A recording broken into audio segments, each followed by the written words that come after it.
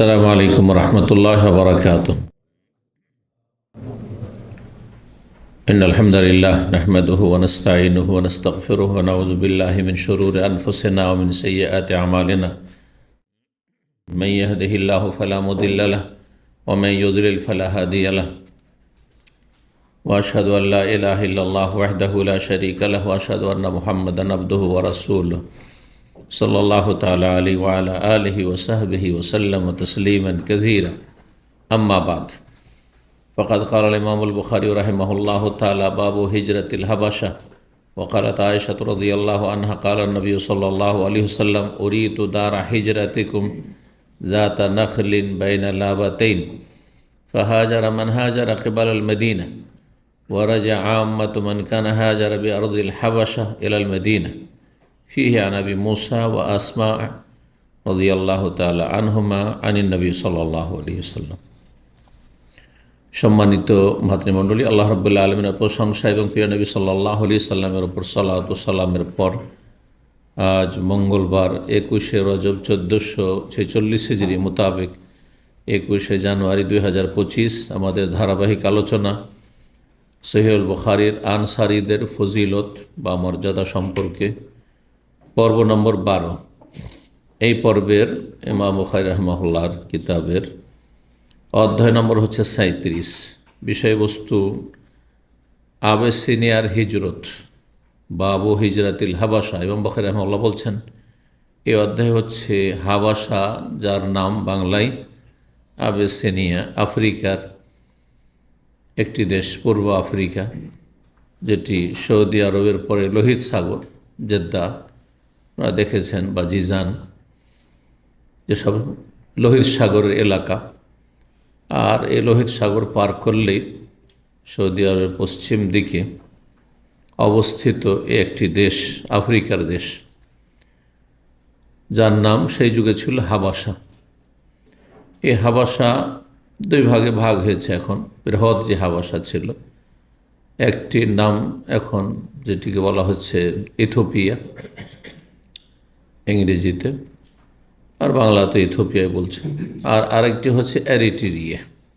দুটোই তখনকার অখণ্ড হাবাসা ছিল, যার বাংলা নাম হচ্ছে আবিসিনিয়া।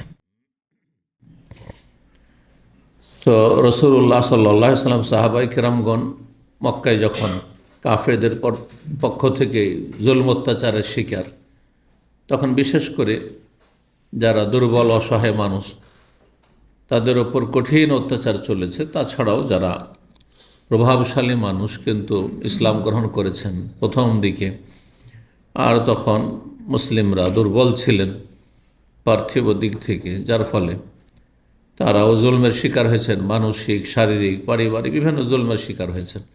দিন পালন করা বড় মুশকিল ছিল। দিনের কথা, ইসলামের কথা প্রকাশ করা খুব অসম্ভব জটিল ছিল। প্রকাশ্যে সালাত আদায় করা, ইবাদত করা, ইসলামের কথা বলা কঠিন ছিল। স্বয়ং নবী সাল্লাল্লাহু আলাইহি সাল্লাম দারুল আরকামে গোপনে কয়েক বছর দাওয়াতি কাজ করেছেন, লুকিয়ে ঘরে। জি, গোপনে গোপনে লোকেরা যারা ইসলাম গ্রহণ করতে চাইতো এসে দেখা করত। এই ছিল পরিস্থিতি 13 বছরের মধ্যে প্রথম দিকে। সিরাতুন নবীতে বিস্তারিত সে সমস্ত স্তরগুলি আলোচনা করেছি। তো নবী সাল্লাল্লাহু আলাইহি সাল্লাম দেখলেন যে এত জুলম অত্যাচার হচ্ছে, আর সবার ইমান তো অত মজবুত না, তারপরে এত জুলম বরদাস্ত করে এখানে থাকা তো কোনো জরুরিও না। যার ফলে বললেন সাহাবায়ে কেরামদেরকে, তোমাদের মধ্যে যারা ইচ্ছুক, একটি দেশ আছে যেখানে খ্রিস্টান রাজা নাজাশি, জি, এই নাজাশি রাজা খ্রিস্টান হলেও সেই ব্যক্তি ন্যায়পরায়ণ মানুষ এবং ন্যায়পরায়ণ শাসক। সে ন্যায় নীতিকে পছন্দ করে, জুলম অত্যাচার তার দেশে হইতে দেয় না। তোমরা তার ধর্মের যদিও তোমরা অনুসারী না, তারপরে তোমরা সেখানে জুলমের শিকার হবে না। কিন্তু কাফের মুশরিক মক্কার যারা, তারা কট্টর। আর এখন পর্যন্ত এটা মানবজাতির ইতিহাসে যারা মুশরিক, তার খ্রিস্টানদের চাইতে কট্টর, তারা ধর্মান্ধ। জি, এবং তারা বেশি জুলম অত্যাচার করে থাকে। দেখেন, ফিলিপাইনে কিন্তু ইসলাম গ্রহণ করে বাপ, ছেলে, মেয়ে, বিভিন্ন ধর্মের অনুসারী। মেয়ে হয়তো একাই ইসলাম গ্রহণ করেছে, বহু পরিবার আছে ফিলিপাইনে। একটা ছেলে একা ইসলাম গ্রহণ করেছে, বাপ ইসলাম গ্রহণ করেছে, ছেলে মেয়ের ইসলাম গ্রহণ করেনি, একসাথে বসবাস করছে, একই উঠানে একই জায়গায় একই পরিবার বসবাস করছে। এটা বাস্তব সত্য।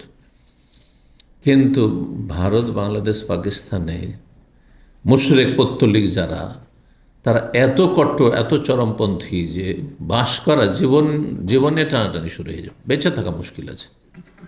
আপনাকে হিজরত করা ফরজ, বিশেষ করে ভারত, নেপাল, এইসব দেশগুলি যেখানে হিন্দু প্রধান, মুশরিক প্রধান দেশ। তো এসব দেশে ইসলাম কবুল করলে হিজরত ফরজ, আপনাকে ওখান থেকে সরতে হবে আপনার দিন দুনিয়া রক্ষা করার জন্য। আল্লাহ জালেমদের অনিষ্ট থেকে রক্ষা করুন, ভালো মানুষদের আল্লাহ রক্ষা করুন, হেফাজত করুন। খারাপ অসৎ লোক, পাপিষ্ঠ, আল্লাহ দ্রোহী, ইসলাম দ্রোহী, তাদেরকে আল্লাহ সর্বনাশ করুন। তো এই মক্কার কাফেররা যেহেতু পৌত্তলিক ছিল, আর পৌত্তলিকরা এইরকমই তাদের বদ স্বভাব, তো তারা মানুষের বেঁচে থাকা মুশকিল করে দিয়েছিল ইসলাম গ্রহণ করার পরে। নবী সাল্লাল্লাহু আলাইহি ওয়াসাল্লাম সাহাবায়ে কেরামদেরকে বললেন, তোমাদের মধ্যে যারা চায় হিজরত করতে, মক্কা থেকে চলে যেতে পারে তারা হাবাসা। বেশ কিছু সাহাবায়ে কেরাম চলে গেছেন। উসমান রাদিয়াল্লাহু আনহু প্রখ্যাত সাহাবী, তিনি হিজরত করেছিলেন। অনেক সাহাবায়ে কেরাম হিজরত করেছেন। অনেকে জুলুম বরদাস্ত করে, যাবো না, থাকি, নবী সাল্লাল্লাহু আলাইহি ওয়াসাল্লাম যাচ্ছেন না তো থাকি, এখানেই থাকি, কষ্ট করেই থাকি, মার খেয়ে থাকি। কারণ সেই হিজরত ফরজ ছিল না। সেই হিজরত আর মদিনা হিজরতের মধ্যে পার্থক্য হচ্ছে, সেই হিজরত স্বেচ্ছাধীন ছিল, নফল, মুস্তাহাব, গেলে ভালো, তোমাদের জন্য ভালো, যেতে পারো। আর যদি মনে করে যে কষ্ট করে মার খেয়ে এখানেই থাকবেন, জুলুম অত্যাচারের শিকার হয়ে, তাও থাকতে পারো। কিন্তু মদিনার হিজরত যখন রাসূলুল্লাহ নির্দেশ দিলেন এবং নিজে হিজরত করে, তখন হিজরত করা ফরজ হয়ে গেছিল। যার ফলে কোনো ব্যক্তি যদি হিজরত না করে, নবী সাল্লাল্লাহু আলাইহি ওয়াসাল্লাম হিজরত করার পরে আর মক্কা বিজয়ের আগ পর্যন্ত, এই সময়টাই নবী সাল্লাল্লাহু আলাইহি ওয়াসাল্লাম হিজরত করার পরে 8 বছর পরে মক্কা বিজয় হয়েছে। এই যে 8টা বছর, এই সময়টা হিজরত ফরজ ছিল। কোথা থেকে? মক্কা থেকে মদিনা হিজরত করা। যদি এই ফরজ কেউ ত্যাগ করে, অর্থাৎ মনে করে যে না থেকে যাব, মাতৃভূমির মায়ায়, আত্মীয় স্বজনদের মায়ায়, দুনিয়ার স্বার্থে, ব্যবসা বাণিজ্য, অথবা আছে ধন সম্পদ আছে, থাকবো, তাহলে সে ফরজ ত্যাগকারী, গুনাহগার। এই অবস্থায় মরে গেলে কাবিরা গুনাহে মরত, ফরজ ছিল। মক্কা বিজয় যেদিন হয়ে গেল, নবী সাল্লাল্লাহু আলাইহি ওয়াসাল্লাম বললেন, লা হিজরাতা বাদাল ফাতহ, মক্কা বিজয়ের পর আর কোনো হিজরত ফরজ নেই। ওয়ালাকিন জিহাদুন নিয়া, তবে এখন জিহাদের রাস্তা খোলা আছে। হ্যাঁ, রাসূলুল্লাহ সাল্লাল্লাহু আলাইহি ওয়াসাল্লামের সাথে অথবা খলিফাতুল মুসলিমের সাথে, একা একা নয়, বিচ্ছিন্নভাবে নয়, বরং শাসকের সাথে, শর্ত সাপেক্ষ। নিয়তুন, এবং ইসলামের সৎ নিয়ত কিয়ামত পর্যন্ত বহাল থাকবে। আপনি সৎ নিয়ত নিয়ে যে কোনো ভালো কাজ করুন, আপনি সৎ নিয়ত নিয়ে, আপনি দেখছেন যে আপনি বেদাতি এলাকায় বাস করছেন, সেখানে আপনার ইমান, ইসলাম বা তৌহিদ সুন্নাহ নিরাপদ নয়, সেখানে শিরক বিদআত করতে বাধ্য করবে। আপনি হয়তো মোটামুটি শক্ত হয়ে থেকে যাবেন, কিন্তু আপনার ছেলেমেয়েরা ফিরে যাবে। আমি এই কথাটি বারবার শক্ত করে বলছি আপনাদেরকে, কারণ আপনার কখনো আপনি প্রতিকূল পরিবেশে ছেলে মেয়েদেরকে অসহায় ছেড়ে যাবেন না, তারা টিকবেন না, আবার তারা পথভ্রষ্ট হয়ে যাবে। কারণ চাপের মুখে তারা টিকে থাকতে পারবে না, জুলম অত্যাচার তারা সহ্য করতে পারবে না। তখন দেখবে যে থাক, দরকার কি, যেমন অবস্থা তেমন ব্যবস্থা। হ্যাঁ, যেদিক থেকে বৃষ্টি সেদিকে ছাতা ধরে সুবিধাবাদী হয়ে যাবে। আপনি এত কষ্ট করে তৌহিদ সুন্নাত পেলেন আর গ্রহণ করলেন, আপনার ছেলেমেয়েরা আবার সে বেদাতি, মিলাদি, কেয়ামি হয়ে গেল, মাজারি হয়ে গেল, পীর পূজারি হল, ফায়দা কী হলো আপনার? সেই জন্য হিজরত করা এখানে ফরজ, কিন্তু যদি প্রতিকূল অবস্থায় থাকে। কিন্তু যদি প্রতিকূল অবস্থায় না হয়, মোটামুটি তারা মানে সহ অবস্থানে প্রস্তুত, পাশাপাশি বসবাস করলে ওইভাবে জুলমের শিকার হবেন না, বা তৌহিদ সুন্নাহ নিয়ে টানাটানি নেই, চাপের মুখে আসবেন না, তাহলে থাকতে পারেন। কিন্তু তারপর হিজরত করা ভালো। তাহলে হিজরত, বেদাতি এলাকা থেকে হিজরত করা হয় ফরজ যদি পরিস্থিতি এমন হয়, আর না হলে কমপক্ষে মুস্তাহাব, ভালো কাজ। কারণ খারাপ পরিবেশে কেন থাকবেন? যেমন আপনি খারাপ রুমে প্রবাসে আছেন, নিজের ভাড়া দিয়ে থাকছেন, কেন বেনামাজিদের রুমে থাকবেন আপনি? কেন বেদাতির রুমে থাকবেন আপনি? কেন ইসলামের শত্রু যারা বা বিভিন্ন পাপে জড়িয়ে আছে, ধূমপান করে, নোংরা ছবি দেখে, তাদের সাথে কেন থাকবেন আপনি? মোটেই জায়েজ নয় তাদের সাথে থাকা। হ্যাঁ, কোম্পানি বাধ্য করছে, আপনার রুমে দিয়ে দিয়েছে, উপায় নেই, আর আপনার এত বেশি বেতন নেই যে আপনি আলাদা থাকবেন, অথবা অনুমতি নেই, সেটা ভিন্ন বিষয়। এই মশলাগুলি জানতে হবে আপনাদেরকে, কারণ এগুলো আপনার ভুক্তভোগী। আপনারা পয়সা দিয়ে থাকছেন, আর পাক্কা বেদাতের সাথে থাকছেন, আপনি জঙ্গির সাথে থাকছেন, আপনি ওই বিভিন্ন বেদাতে জড়িয়ে আছে, ইখওয়ানিদের বেদাতে, না হয় আপনার কওমিদের বিভিন্ন বেদাতে, অথবা মাজারিদের বেদাতে, আটরশির বেদাতে, দেওয়ান, সবার সাথে থাকছেন। আপনি নাস্তিকদের সাথে থাকছেন, নামাজ পড়া বরদাস্ত করতে পারে না। হ্যাঁ, আপনি এখান থেকে যাবেন, লাইট জ্বালাতে দেবেন, আপনাকে অন্ধকারে খেতে হবে, অনেক ভাইরা আছে। মোটেই চাইছে না এইসব রুমে থাকা, থাকবেন না তাদের সাথে। জি, কারণ এরা আগুনের মতো, আগুনের পাশে বাস করবেন, যে কোনো সময় আগুন লেগে যেতে পারে। জি, আল্লাহ তাদের অনিষ্ট থেকে আপনাদের রক্ষা করুন।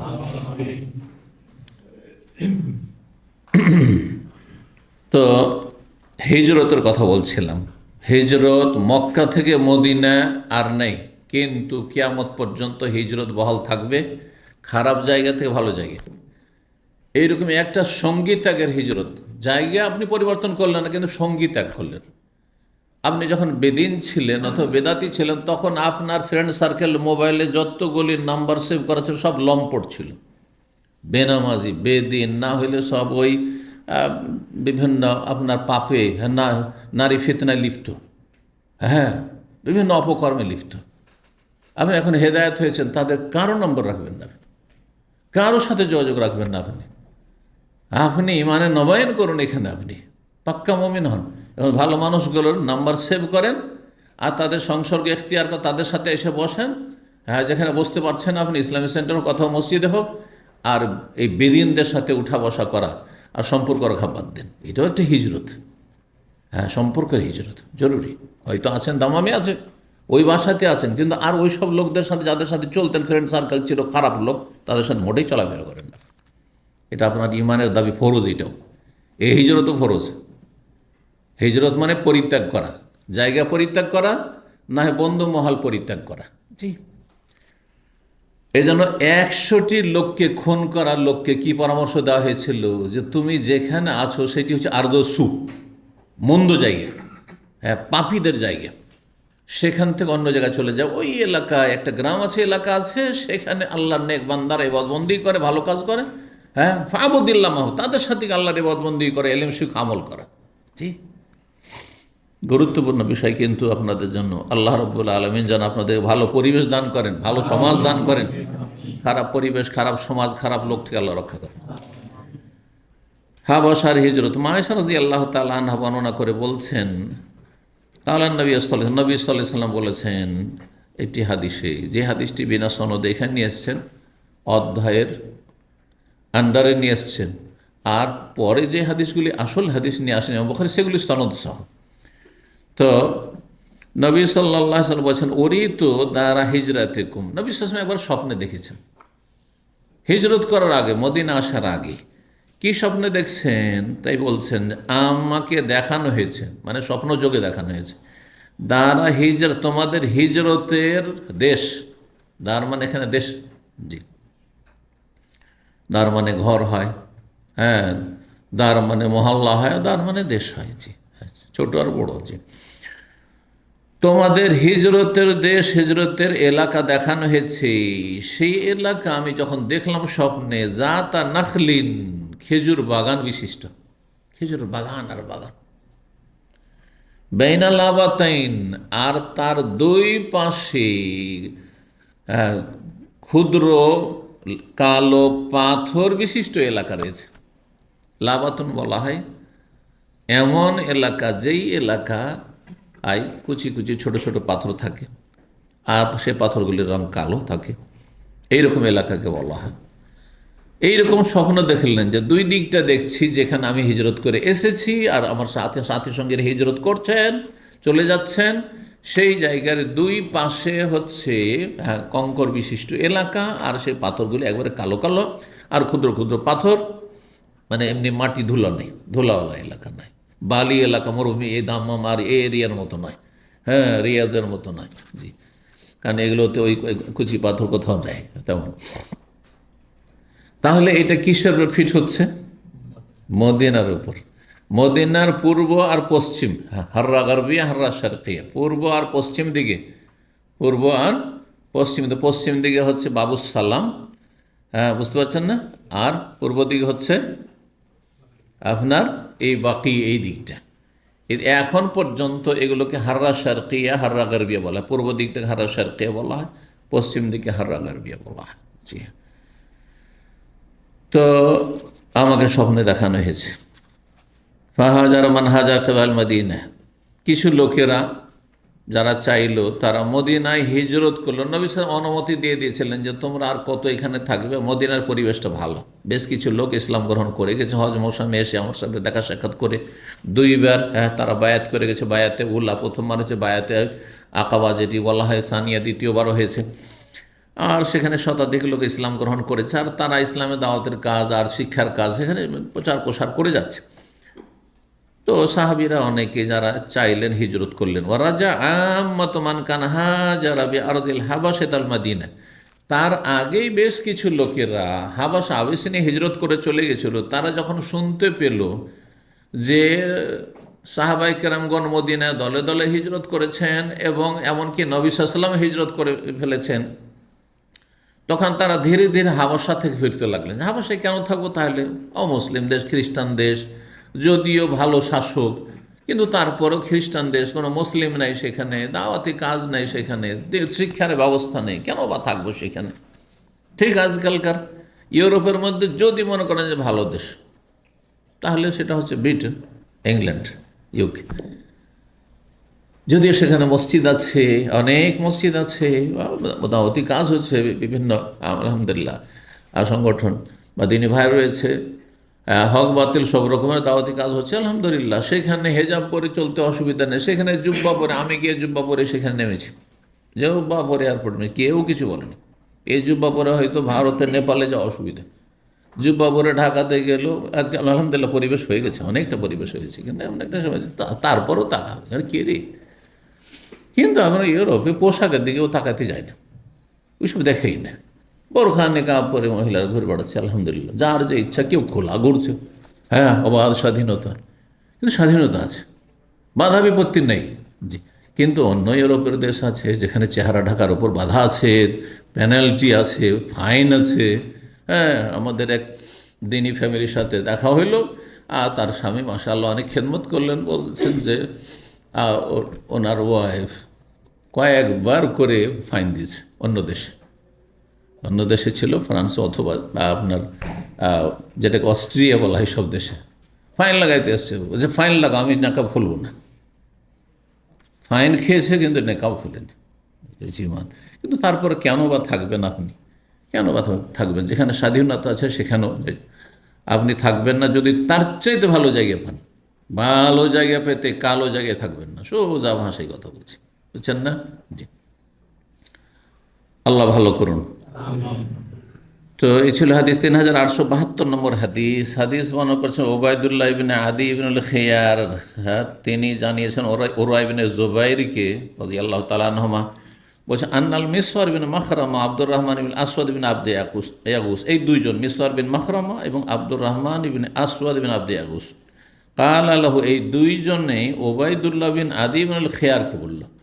ওই ওবায়দুল্লাহ বিন আদি ইবনুল খিয়ার যিনি হচ্ছেন ভাগনা উসমান রাদিয়াল্লাহু তাআলা, হাদিসটি এর আগে একবার এসেছে।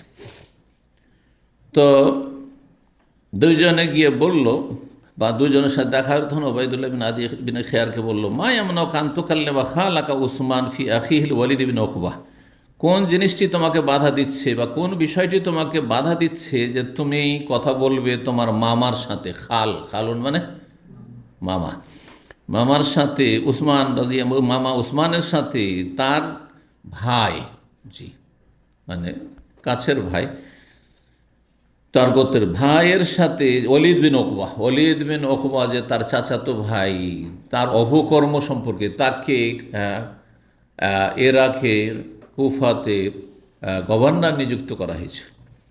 আর তার সম্পর্কে চর্চা হচ্ছিল, সমালোচনা হচ্ছিল যে সে মদ খেয়েছে, খবর আসছে মদ খাওয়ার, আর লোকজনের মাঝে খুব আলোচনা সমালোচনা হচ্ছে, কিন্তু তাকে শাস্তি দেওয়া হয়নি। মদিনায় সেইভাবে বিশ্বস্ত সূত্রে খবরগুলো পৌঁছেনি, শাস্তি দিতে কিছুটা বিলম্ব হয়েছে।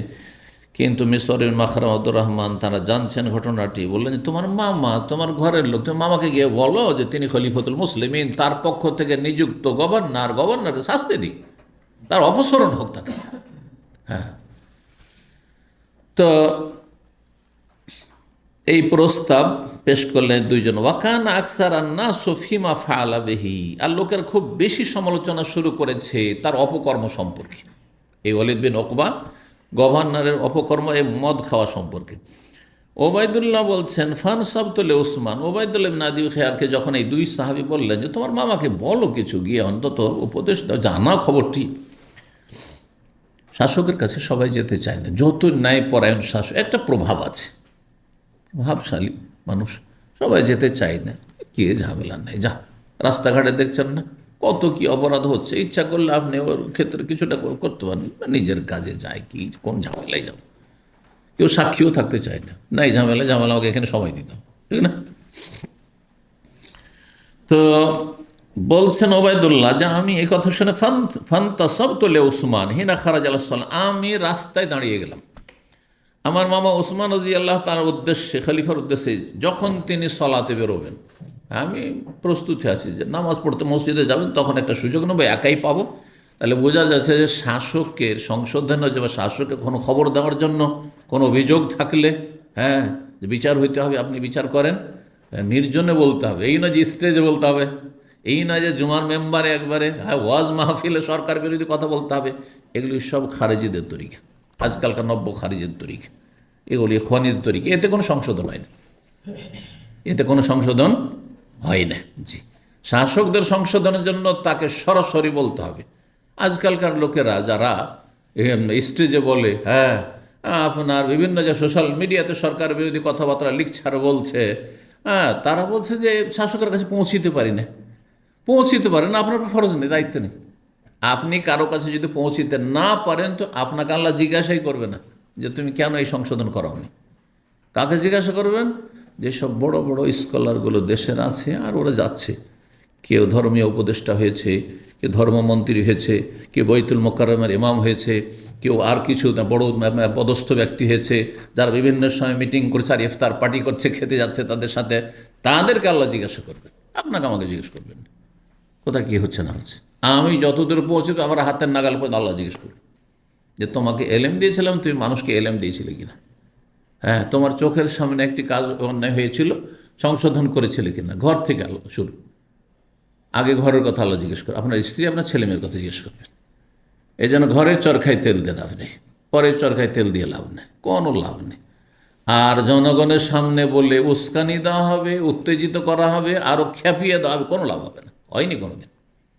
আপনাদের বিরুদ্ধে কেউ যদি বলে আপনি মানবেন না, একটু সাধারণ মানুষ তারপর, কিন্তু আপনাকে একে একে বললে মানবেন। এখানে যারা আছেন, কারো টাকার নিচে কাপড় আছে বা মরিয়ে আছে, ওই আপনাদের সামনে বলি কোনো সংশোধন করবে না, আরও এমন খেপে যাবে যে আসবেই না, ওর জন্য দাঁড়িয়ে কাছে ও দেখা করবে না, দেখছি যে আসছে, একদিন আমাকে এইরকম অপমান করেছে, ও আর রাস্তা দিয়ে টান দিবে, বুঝছেন না? কিন্তু ওকে যদি একা নিয়ে গিয়ে তোমার টাকার নিচে কেন কাপড়, তাহলে সংশোধনের সম্ভাবনা আছে, সংশোধনের সম্ভাবনা আছে যদি আল্লাহ হিদায়াত নসিব করে, চেষ্টা করে। এক কথায় শত্রুতা রাখবেন আপনার বিরুদ্ধে, হিতাকাঙ্ক্ষী মনে করে আপনাকে, যে তার ভালো করার চেষ্টা করেছেন। তো বলছেন যে নামাজে যে সময় বেরোবে সেই সময় আমি দাঁড়ালাম, গিয়ে ফাকুলতুল্লাহু, মামাকে বললাম, ইন্নালি এলাইকা হাজাতান ওয়াহিয়া নাসিয়া, আমার আপনার সাথে একটি প্রয়োজন আছে, আর সেটি আমার পক্ষ থেকে একটি নসিহত। ভাইকে না মামাকে বলছে একটি নসিহত, উপদেশ। ফাকাল আইয়ুহাল মারউ, তার আগে তাহলে উসমান রাদিয়াল্লাহু তাআলা আনহু এমন কিছু কথা শুনেছেন যেগুলি তাকে পছন্দ লাগেনি, তার বিরুদ্ধে আলোচনা সমালোচনা, আর কিছু লোক গ্রুপিং শুরু করে দিয়েছিল। কিন্তু ওসমান রাজা আমলে গ্রুপিং কিছু লোক শুরু করেছিল, আর এতে গতকালকে বলেছি যে সাবাই শক্তি, যে ইয়ামানের ইবনে সাবা ইহুদি, সে মানুষকে প্ররোচিত করতো আর বিভ্রান্ত করতো, আর বিভিন্ন রকমের কী করতো, আপনার ওই গুজব ছড়াইত, আর গুজবে মানুষ প্রভাবিত হয়ে যেত। আর বিশেষ করে মেশরি আবেগীদেরকে পেয়েছিল, মূর্খগুলোকে, আর তারাকে নিয়ে এসে আক্রমণ করিয়েছিল। তো যার ফলে তিনি ওই সময়কালে তিনি বলছেন, হে ছেলে বা হে মানুষ, আউযু বিল্লাহি মিনকা, তোমার অনিষ্ট থেকে আল্লাহর কাছে আশ্রয় চাইছি। মানে তুমি সৎ নিয়তে এসে থাকো তাহলে তো ভালো, কিন্তু যদি অসৎ নিয়তে এসে থাকো তাহলে তোমার অনিষ্ট থেকে আল্লাহর কাছে আমি আশ্রয় চাইছি। ফানসারাফ, তো এ কথা শুনে আমি ভাবলাম যে তিনি হয়তো রেগে গেছেন বা রেগে আছেন। ফানসার, ফিরে গেলাম সেখান থেকে। ফালাম্মা কাযাইতু সলাত, সলাতটা আদায় করলাম, আমি নামাজ পড়লাম, তাহলে সলাতের সময় ছিল। জালাস্তু আল মিসওয়ার, তারপরে মিসওয়ার মিন মাখরামা যে বলেছিল যে তুমি গিয়ে তোমার মামাকে বলো, এবং ওই যে ইবনে আব্দি আগুস আরেকজন, দুইজনের কাছে গিয়ে বস। ফাহাদ্দাসতুহা বিল্লাযী কুলতু লি উসমান, তাদের কাছে ঘটনা বর্ণনা করলাম যে আমি ওসমান আমার মামাকে গিয়ে বলার জন্য আমি বলেছিলাম এই কথা, যে আপনার সাথে একটু প্রয়োজন আছে, একটু নসিহা। তো সব এই ঘটনা ঘটলো। ওয়াকাল আলী, আকালা বলছেন যে দুইজনে তখন বললেন, আমি যখন এরকম বললাম, আর এই উসমান তখন, মানে আমার মামা এই উত্তর দিলেন উসমানকে, যা বলেন। ফাকালা, তখন এই উভয় দুইজন সাহাবী মিসওয়ার এবং ইবনে আব্দি আগুস বললেন, কাদ কাযাইতাল্লাযী আকানা আলাইকা, তোমার যে দায়িত্ব ছিল তুমি দায়িত্ব পালন করে দিয়েছো, তুমি তোমার যে কাঁধে দায়িত্ব ছিল সেটি তুমি আদায় করেছো, মানে তুমি বলতে গেছো, উপদেশ দিতে গেছো, যথেষ্ট। কাউকে আপনি বললেন, শুনলেন না, আপনার গ্রামের চেয়ারম্যান এমপি বললেন যে এই যে অন্যায়গুলো হচ্ছে এলাকাতে, অঞ্চলে, হ্যাঁ, অথবা পুলিশ প্রধান, তাকে বললেন আপনি, কমিশনার, যাকে বলতে পারেন আপনি বললেন, যাদের মাধ্যমে সংশোধন হইতে পারে, শুনলো না, আপনার দায়িত্ব শেষ হয়ে গেছে। এই নয় যে তার সাথে আপনাকে বাদ প্রতিবাদ করতে হবে আর ঝামেলা বাদিয়ে দিতে হবে, আর না না না না, আর নিজের ক্ষতি হোক, নিজের ছেলেমেয়ের ক্ষতি হোক, না, আপনি যাতে উপকার হয়, উপকার না হয়, একটা অন্যায়কে দূর করতে গিয়ে ওর চাইতে বড় যেন অন্যায় না হয়ে যায় এবং ওর চাইতে বড় ক্ষতি না হয়, এই বিষয়গুলি জরুরি কিন্তু। জি, তো তুমি তোমার দায়িত্ব পালন করে দেবে। ফাবাইনা মানা জালেসুন মাহুমা, তারপরে আমি বসেই ছিলাম ওই দুজনের সাথে।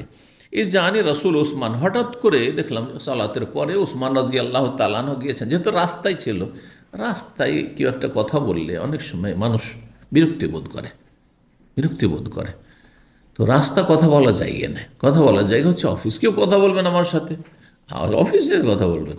আমি অনেক ভাইদেরকে দেখি নতুন আসে না, জীবনে আসবে না সেন্টারে, আর যেমনই রাস্তায় পেয়েছে সেখানে একটা মাসলা আছে, অথবা এটা মাসলার জায়গা, রাস্তায় তারপরে হাঁটছি অথবা আমি কিছু করছি রাস্তায়, ও এখানে মাসলা আছে, মাসলার জন্য অফিস আছে, আসছেন একটু দেখেন যেখানে কি হয় না, অসুবিধাবাদীও, আমাকেও বিরক্ত লাগে উঠে, যে আমি বলছি এটা রাস্তা, মাসালের জায়গা নেই। আপনি সেন্টার থেকে নামছেন আর মাসলা রাস্তায় চলতে জিজ্ঞেস করছেন, সেটা আলাদা কথা, কিন্তু আপনি রাস্তাতে, আমি যাচ্ছি কোনো জায়গায় আর আপনি রাস্তায় পেয়ে গেছেন, একটা মশলা আছে, আদব না এগুলো আসলে। অফিস আছে, টাইম আছে, আপনি জানেন আর আসেন, দার্স আছে। তো উসমান রাদিয়াল্লাহু তাআলা আনহুর দূত চলে আসলো, উসমান যখন পাঠিয়েছেন যে ডাকো ওই আমার ভাগিনাকে। ফাকাল আলী এসে বলল, উসমান ফাকাল আলী, তখন এই দুইজন বলছেন, দুজনের সাথে যেহেতু বসে আছেন, আর ওইখানে উসমান একটু প্রতিক্রিয়া দেখেছে, রাস্তাতে দেখা হয়েছে তখন, যে তোমার অনিষ্টতে আশ্রয় কামনা করছি, ভাবছেন আবার ডেকে পাঠালো, যখন দুধ ডেকে পাঠিয়েছে তখন কি জানি কি যে হয় তোমার, যদি কোনো শাস্তি হয়ে যায়। তাই বলছেন কাদিব তালাকাল্লাহ, আল্লাহ তোমাকে কিন্তু পরীক্ষা ফেলেছে। জি, সরকারি লোক যদি ডাকে, তখন থানা থেকে যদি একটা কল আসেন আপনার একটু প্রয়োজন আছে, পালপিটেশন একটু শুরু হবেই স্বাভাবিক, ঠিক কিনা? জি, যদিও আজকালকার থানা, আজকালকার প্রশাসন আর আজকালকার নেতার, তখনকার নেতা আসমান জমিনের পার্থক্য আছে, সারা আর সরাইয়ার পার্থক্য আছে। সারা মানে কাদামাটি জমিনে, আর সরাইয়া মানে ধ্রুব তারা, যত দূরত্ব ততটা পার্থক্য আছে। এইটা মনে করিয়েন না যে আজকালকার মতো তখন শাসন ব্যবস্থা, তখন আল্লাহর ভয়ভীতি ছিল, তখন ইনসাফ সুবিচার ছিল, সব কিছু ছিল তখন। জি, তখন খেলাফতে রাশেদা ছিল, রাসূলুল্লাহ আদর্শ ছিল, এখন আছেই বাকি। জি, আছে বাকি, দুনিয়ার স্বার্থ ছাড়া আছে কি? সমস্ত স্তরে। জি, ইল্লা মান রাহিমাল্লাহ, আল্লাহ তোমাকে পরীক্ষা ফেলেছে যেন উত্তীর্ণ হওয়ার আল্লাহ তৌফিক দিয়ে। ফান্তালাকতু, চললাম, ডাক হয়েছে, হাত্তা দাখালতু আলাইহি, গেলাম, জি, প্রবেশ করলাম। খালা মা নাসিহাতুকা আল্লাতী যাকারতা আনিফান, উসমান বললেন, খলিফা বলছেন যে তোমার কি উপদেশ যেটা তুমি কিছুক্ষণ আগে সালাতের আগে তুমি রাস্তায় আমাকে বলছিলে। কাল তখন ফাতাশাহাদতু, তখন আমি শাহাদাতের কালেমা পড়লাম, মানে শাহাদাতের কালেমা বিশিষ্ট সুন্নতি খুতবা পড়লাম, খুতবাতুল হাজা। ইন্নাল হামদালিল্লাহ নাহমাদুহু ওয়া নাস্তাইনুহু ওয়া আশহাদু আল্লা ইলাহা ইল্লাল্লাহ ওয়া আশহাদু আন্না মুহাম্মাদান আবদুহু ওয়া রাসূলুহু। এটাকে এই জন্য তাশাহুদ বলা হয়। হাদিসে রয়েছে তাশাহুদ ফিস সালাতি ওয়া তাশাহুদ ফিল হাজা। দুটি তাশাহুদ শিখেছেন নবী সাল্লাল্লাহু আলাইহি ওয়াসাল্লাম, শিখেছেন দুটি তাশাহুদ শিখেছেন। একটি হচ্ছে সালাতের তাশাহুদ, হচ্ছে আত্তাহিয়াতু লিল্লাহ ওয়াস সালাওয়াতু, তার শেষখানে আছে। অথচ আত্তাহিয়াতের নাম তাশাহুদ কেন? ওই যে আশহাদু আল্লা ইলাহা ইল্লাল্লাহ ওয়া আশহাদু আন্না মুহাম্মাদুর রাসূলুল্লাহ শেষখানে, সেই জন্য এর নাম তাশাহুদ। ঠিক ওই রকমই তাশাহুদ ফিল হাজা, মানে খুতবায়, প্রয়োজনের খুতবাতে যে আশহাদু পড়া হয় সেটিকেও তাশাহুদ বলা হয়েছে। তাহলে তাশাহুদ হচ্ছে দুই রকম, হাদিসের ভাষায় বলা হয়েছে, সেই হাদিস। জি। তো আমি তখন সেই সুন্নতি খুতবা পড়লাম। সুম্মা কুলতু, তারপরে বললাম, ইন্নাল্লাহ বাসা মুহাম্মদ সাল্লাল্লাহু আলাইহি ওয়াসাল্লাম, আল্লাহ রাব্বুল আলামিন মুহাম্মদ সাল্লাল্লাহু আলাইহি ওয়াসাল্লামকে নবী করে পাঠিয়েছেন। ওয়া আনজাল আল কিতাব, নাযিল করেছেন। ওয়া কুনতা মিম্মান ইস্তাজাবা লিল্লাহি ওয়া রাসূলিহি, আর আপনি তাদের মতো ভাগ্যবান, তাদের দলভুক্ত, সেসব ভাগ্যবানদের দলভুক্ত যারা আল্লাহর ডাকে, রসুলের ডাকে সাড়া দিয়েছে, ইসলাম কবুল করেছেন। আপনি ইসলাম কবুল করেছেন। ওয়ামান্ত, আপনি ঈমান নিয়ে এসেছেন এবং হিজরত করেছেন। হাজারাত আল হিজরাতাইনিল উলায়াইন, আপনি দুই হিজরত করেছেন। গোটা লম্বা হাদিসের সম্পর্ক এই অধ্যায়ের সাথে এই এতটুকু, দুই হিজরত। এক হিজরত হচ্ছে হাবাসার হিজরত, আর এক হিজরত হচ্ছে মদিনার হিজরত, উসমান রাদিয়াল্লাহু তাআলা করেছেন। জি। ও সাহেব তা রাসূলুল্লাহ সাল্লামের আপনি সোহবত পেয়েছেন, মানে সাহচর্য পেয়েছেন বা সংসর্গ পেয়েছেন, আপনি সাহাবী হয়েছেন। ওয়া রায় তাহাদিয়াহু, স্বচক্ষে নবী সাল্লামের আদর্শ, চালচলন, আচার আচরণ দেখেছেন আপনি। জি। দেখে শিখা আর শুনে শিখায় অনেক পার্থক্য রয়েছে। লোকেরা আমার লেকচার কেউ অনলাইনে শুনছে, দেখেনি, আর যারা সামনে আসলেন, আর সামনে এসে শুধু এখান থেকে হয়তো কথা বলেছেন 5 মিনিট, তাতে যে আপনি বুঝতে পারবেন যে আমি কেমন, সেটা অন্য লোকেরা বুঝতে পারবে না। দূরের মানুষদের সাথে যখন দেখা হয় তখন অনেকে ভয় পায়, বলে যে আপনাকে যদি দেখা সাক্ষাৎ না হইতো তাহলে আপনাকে মনে করতাম যে আপনি খুবই রাগী মানুষ এবং আপনার সাথে কথা বলা খুবই মুশকিল। বুঝতে পারছেন? কারণ বক্তব্যের সময় মুড আলাদা থাকে, হ্যাঁ, তখন কখনো গরম থাকে, তো কখনো নরম থাকে, সব রকম থাকে। তো জি, তো বলছেন যে আপনি নবী সাল্লাল্লাহু আলাইহি ওয়াসাল্লামকে সচক্ষে দেখেছেন এবং তার আচার আচরণ আপনি প্রত্যক্ষ করেছেন। ওয়াকাদ আকসার আন্নাস ফি শানিল ওয়ালিদ বিন উকবা, আর লোকেরা খুব বেশি কঠোর সমালোচনা করেছে ওয়ালিদ বিন উকবার বিষয়ে, যে সে মদ খাচ্ছে কিন্তু তার শাস্তি হচ্ছে না, আর তাকে গভর্নর বানিয়ে রাখা হয়েছে। ফাহাক্কুন আলাইকা আন তুকিমা আলাইহি হাদ্দা, সুতরাং আপনার কর্তব্য হচ্ছে যে তার ওপর আপনি ইসলামী দণ্ডবিধান কায়েম করবেন, মদ খাওয়ার শাস্তি, মদ পানের শাস্তি। ফাকাল আলী, তখন বললেন উসমান রাদিয়াল্লাহু তাআলা ভাই নাকি আবনা আখি, আর আরবরা ছোটকে, বড়রা, মুরব্বীরা ভাতিজা বলতেন। আমাদের দেশে এরকম খানিকটা আছে, তাই না? বড়কে চাচা বলা আর ছোটকে ভাতিজা বলা, যদিও ভাগ্নে, ভাগ্নে আসলে আত্মীয়তার সম্পর্ক হচ্ছে ভাগ্নে, মাও ভাগ্নে সম্পর্ক, কিন্তু কি বললেন? ভাতিজা, আবনা আখি, হে আমার ভাইয়ের ছেলে, মুসলিম ভাইয়ের ছেলে। জি। আদরাক্তা রাসূলুল্লাহ সাল্লাল্লাহু আলাইহি ওয়াসাল্লাম, তুমি কি রাসূলুল্লাহ সাল্লাল্লাহু আলাইহি ওয়াসাল্লামের যুগ পেয়েছো? কালা কুলতু, আমি বললাম না, পাইনি। তার মানে নবী সাল্লাল্লাহু আলাইহি ওয়াসাল্লামকে এই ওবায়দুল্লাহ ইবনে আদি বিন আল-খিয়ার পায়নি, তাবেই সে, হ্যাঁ, তাবেই। তবে আমি যদিও পাইনি, ওয়ালাকিন কাদ খালাসা ইলাইয়া মিন ইলমিহি মা খালাসা ইলাল আজরাই ফি সিতরিহা, তবে নবী সাল্লাল্লাহু আলাইহি ওয়াসাল্লামের ছেড়ে যাওয়া দ্বীনের জ্ঞান, এলেম আমি এতটা পেয়েছি, বা এমন স্বচ্ছ পরিষ্কার পরিচ্ছন্নতার সাথে পেয়েছি, মা খালাসা ইলাল আজরাই ফি সিতরিহা, যেমন একজন কুমারী, পর্দানাসীন কুমারী, তার পর্দাই থাকে, সেখানে কোনো ব্যক্তি স্পর্শ করতে পারে না, কোনো ব্যক্তির ছোঁয়ায় আসে না, ধারে কাছে নেই। এটা এখনকার যুগে বুঝতে পারবেন না, কারণ এখনকার যুগে কুমারীরা স্কুল কলেজ পড়তে গিয়ে কত যুবকের সাথে হাসি খুশি আর গল্প কথা, অথবা যদি সরাসরি না হয় তো কত যে চ্যাটিং আর ফাইটিং, কত কি হচ্ছে, ঠিক না? আল্লাহ হেফাজত করুন। কুমারিত্ব আজকাল পাওয়াটা, সত্যিকারের কুমারিত্ব পাওয়াটা আজকাল আল্লাহর বিশাল নিয়ামত, বড় নিয়ামত। সতীত্ব আর কুমারিত্ব আর সেই রকম সচ্চরিত্র ছেলেদের মাঝে, যুবকদের মাঝে আর যুবতীর মাঝে। যে কোনো যুবক আপনি পাচ্ছেন, যে ছেলে পাচ্ছেন বিয়ের জন্য, যেই ছেলে কোনো মেয়ের ধারে কাছে যায়নি, আর এমন মেয়ে পাচ্ছেন যে কোনো ছেলের ধারে কাছে যায়নি, হ্যাঁ, তার দিকে সামান্য তার প্রেমের মন ঝুঁকেনি। এইরকম পাওয়াটা আজকাল বিরল ব্যাপার হয়ে গেছে এই ফিতনার কারণে, তাই না?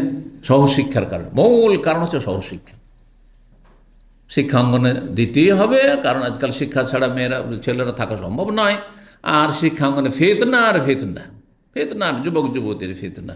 বাড়িতেও পর্দা নেই, হ্যাঁ, আর বাড়ির বাইরে গেলেও পর্দা নেই। বাড়ির বাইরেও যদি বোরখা পরে, বাড়ির ভিতরে যদি আত্মীয় স্বজন আসে, চাচাতো ভাই, মামাতো ভাই, খালাতো ভাই, ফুফাতো ভাই, আর যত গোষ্ঠী আছে তাদের জন্য সব ফিরে ভিতরে ঢুয়ে গেলে আর ওইখানে পর্দা নেই। অধিকাংশ ধার্মিকদের বাড়ি, কথিত আজকে আমাদের দেশীয় ধার্মিকদের বাড়ির অবস্থা এটাই।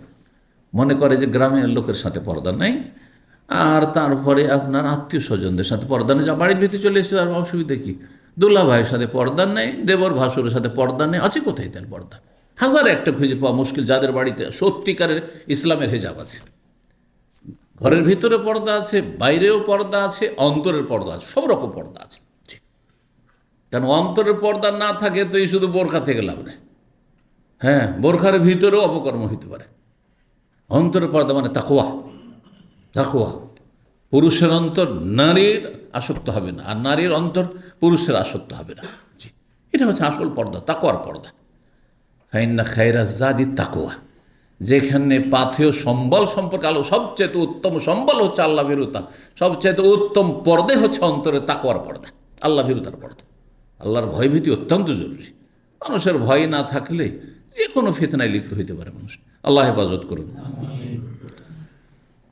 তো হতো কি, জাহেলি যুগেও, হ্যাঁ, কুমারী মেয়েদেরকে, যাদের বিয়ে হয়নি এখন পর্যন্ত, হ্যাঁ, তাদেরকে এত লুকিয়ে রাখতো, এত লুকিয়ে রাখতো যে জানতেই দিত না যে কারো বাড়িতে একটা সাবালিকা মেয়ে আছে, সাবালিকা মেয়ে আছে। বিয়ে হওয়ার পরে জানতে পারতো যে মুখে সাবালিকা মেয়ে আছে। বাড়ির বাইরে যেতে দিত না, আর যেত না। এত লজ্জা ছিল, আর এত তাদের মানে সতর্কতা ছিল, লুকিয়ে রাখতো। তার জন্য কি ফিসিত রেহা, অন্য রেবায়তে ফিখিদ রেহা, তার জন্য একটা এমন তাঁবু তৈরি, বাড়িতেও যদি কেউ ঢুকে, ও লুকিয়ে আছে ওই বাড়ির ভিতরেও বেরোবে না, উঠানো বেরোবে না, এরকম পর্দা করতো, এরকম লুকিয়ে রাখতো। যখন বিয়ে হয়ে গেছে তখন অসুবিধা নেই, বিয়ে হয়েছে, স্বামীর সাথে ঘুরছে, তখন হয়তো, তার আগ পর্যন্ত না। এটা ছিল আরবদের প্রথা। হ্যাঁ, ধর্মের আগে প্রথা ছিল যে না, সাবালিকা মেয়ে, সাবালিকা হইতে যাচ্ছে, মেয়ে, কুমারী মেয়ে সম্পর্কে কাউকে জানতে দিতে হবে না। এখন পর্যন্ত আরবদেরকে কারো মেয়ের নাম জিজ্ঞাসা করলে এটা আইব দোষের বিষয়। মেয়ের নামটাও পর্দা আরবদের কাছে, যদি শরীয়তে পর্দা নয়, কিন্তু এটা ট্রেডিশন তাদের। প্রথা আলাদা জিনিস আর শরীয়ত আলাদা জিনিস। আপনি আপনার স্ত্রীর নাম বলতে পারেন, আপনি আপনার মেয়েদের নাম বলতে পারেন, অসুবিধা নেই। হ্যাঁ, আপনার মায়ের নাম বলতে পারেন। আমাদের দেশে আবার আইব কি? হ্যাঁ, বাপের নাম, দাদার নাম বলো, কিন্তু মায়ের নাম জিজ্ঞেস করলে আরে আইব বলা যাবে না। আছে না নেই আপনাদের অঞ্চলে? এটা ছিল এক সময়, জি, বড় দোষের কথা। মায়ের নাম ছোটো বাচ্চাদেরকে শিখিয়ে দিচ্ছে, মায়ের নাম বলবি না, তারপর স্বামীর নাম বলা যাবে না। আজকাল তো শুরু হয়েছে, এখন স্বামীকে নাম ধরে ডাকবে, সমান সমান এগুলো জায়েজ আছে, কিন্তু তার চাইতে ভালো কুনিয়ত দিয়ে ডাকা। তো যেমন কুমারী মেয়ে, হ্যাঁ, কুমারী মেয়ে তার পর্দার ভিতরে লুকিয়ে থাকে একেবারে খালেস, খাঁটি, তাতে কোনো রকমের, কোনো পুরুষের কোনো রকমের টাচ নেই, ধারে কাছে নেই। ঠিক ওই রকম আমার কাছে যে এলেম নবী সাল্লাল্লাহু আলাইহি ওয়াসাল্লাম পৌঁছেছে, যদি আমি তাবেই, একবারে খালেস, কোনো ভেজাল না, ভেজাল মুক্ত এলেম পৌঁছেছে আমার কাছে। কালা ফাতাহ শাহাদ। তারপর উসমান রাদিয়াল্লাহু তাআলা আনহু তাশাহুদ পাঠ করলেন, মানে ওই তাশাহুদ ফিল হাজা, খুতবাতুল হাজা পাঠ করলেন। সুন্নতি খুতবার বললেন, ইন্নাল্লাহ কাদ বাআসা মুহাম্মাদ সাল্লাল্লাহু আলাইহি ওয়াসাল্লাম বিল হাক্কি, আল্লাহ রাব্বুল আলামিন মুহাম্মদ সাল্লাল্লাহু আলাইহি ওয়াসাল্লামকে সত্য সহকারে প্রেরণ করেছেন। ওয়া আনজাল আল কিতাব, তার প্রতি কিতাব নাযিল করেছেন, মানে আল কোরআনুল কারীম। ওয়া কুনতু মিম্মান ইস্তাজাবা লিল্লাহি ওয়া রাসূলিহি সাল্লাল্লাহু আলাইহি ওয়াসাল্লাম, এবং আমি তাদের দলভুক্ত হইতে পেরেছি। এটি আমার সৌভাগ্য যে যারা আল্লাহর ডাকে সাড়া দিয়েছে, রসুলের ডাকে সাড়া দিয়েছে, আমিও ডাকে সাড়া দিয়েছি, মানে ঈমান নিয়ে এসেছি। ও আমান তো বেমা বইসা বিহি মুহাম্মদ সাল্লাল্লাহু আলাইহি ওয়াসাল্লাম, যা নিয়ে প্রেরিত হয়েছেন সেসব কথার প্রতি আমি ঈমান নিয়ে এসেছি। ওয়াহাজাতুল হিজরাতানি উলাইন, প্রথম 2 হিজরত আমি করেছি, কামা বলতে যেমনটা তুমি বললে সব ঠিক আছে। ও সাহেব তো রসুল্লাহ সাল্লাল্লাহু আলাইহি সাল্লামের সোহবত পেয়েছি, আমি তার সাহাবী হয়েছি। ও বায়াত, ও তার সাথে হাতে হাত দিয়ে আমি বায়াত করেছি, ইসলামের জেহাদে শপথ করেছি।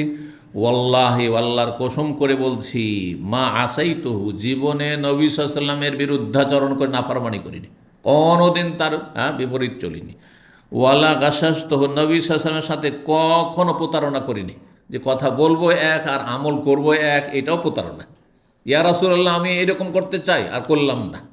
যেমন আমাদের দেশে বহু লোক আছে, জলসা মহফিলে যখন কালেকশন হচ্ছে, এত হাজার টাকা, এত লাখ টাকা, এত বিঘা জমি, এত মন ধান, শেষে যখন কালেকশন, আমরা যে মাদ্রাসা শিক্ষকতা করেছি জানি ভালো করে, এত মন ধান কাগজে কলমে, এত টাকা ধার বাকি কাগজে কলমে, কালেকশনে যখন আদায়কারী যাচ্ছে বলছে কেউ দিচ্ছে না। যে 10 মন লিখেছে সে 2 মন দিয়ে বিদায়, 1 মন দিয়ে বিদায়। এর অবস্থা, কারণ সেখানে একটা সুনাম নিতে হবে। হ্যাঁ, অমুক সাহেব, মেম্বার সাহেব, অমুক চেয়ারম্যান সাহেব, প্রধান সাহেব কি দিলেন, হ্যাঁ 10,000 টাকা দিলেন, 20,000 টাকা দিলেন। ওই যুগে, এখন তো 50 লাখ, কয়েক লাখ, কিন্তু কাজের বেলা আল্লাহ পাক ভালো জানে, খুব কমই। তো তারপরে আলহামদুলিল্লাহ দিনের কাজ হচ্ছে। তো এগুলো হচ্ছে কি, গিস মানে প্রতারণা।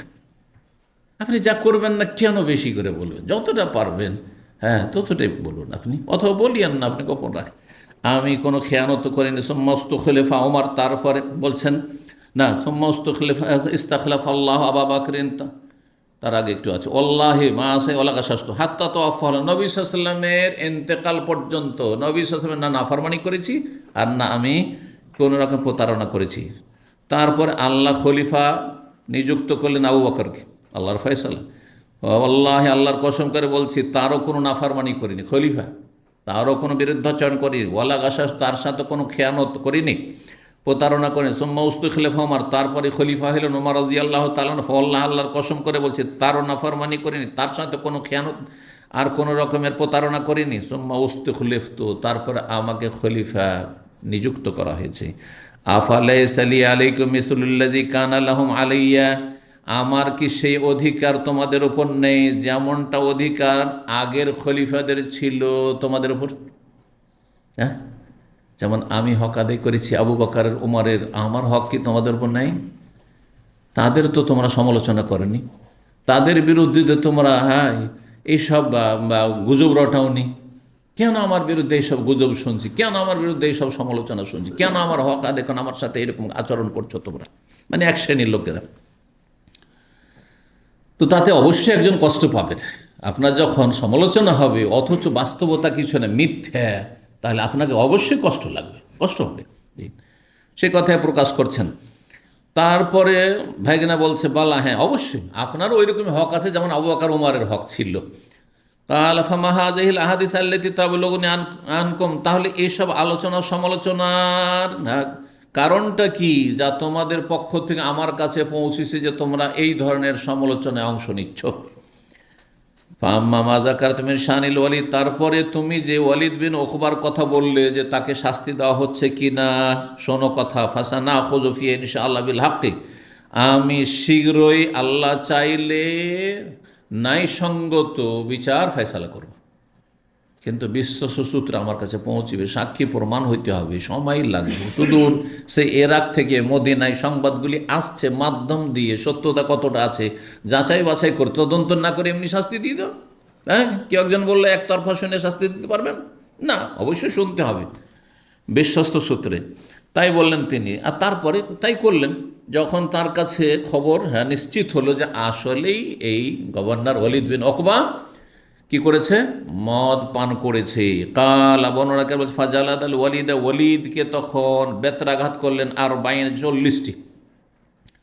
আলী রাদিয়াল্লাহু তাআলা আনহুকে বললেন যে একে বেত্রাঘাত করো। উসমান রাদিয়াল্লাহু নির্দেশ দিলেন কাকে, আলীকে, যে একে বেত্রাঘাত করো। ওয়াকানা হুয়া ইয়াজলিদুহু, আলী রাদিয়াল্লাহু তাআলা তাকে বেত্রাঘাত করেছেন। জি, ইমাম যুহরি আফালাইসা লি আলাইকুম মিনাল হাক্কি মিসলুল্লাযী কানা লাহুম, এই ছিল হাদিস। ইমাম আবু আবদুল্লাহ ইমাম বুখারী রাহিমাহুল্লাহ কোরআনে কারিমে যদি কোনো শব্দ হাদিসে চলে আসে তখন তাফসীর শুরু করে দেন, এটি তার একটি অভ্যাস। তো এখানে ওই যে কাদ ইবতালা কান, আল্লাহ তোমাকে পরীক্ষায় ফেলেছেন। ইবতালা, ইবতেলা বা বালা মানে হচ্ছে পরীক্ষা।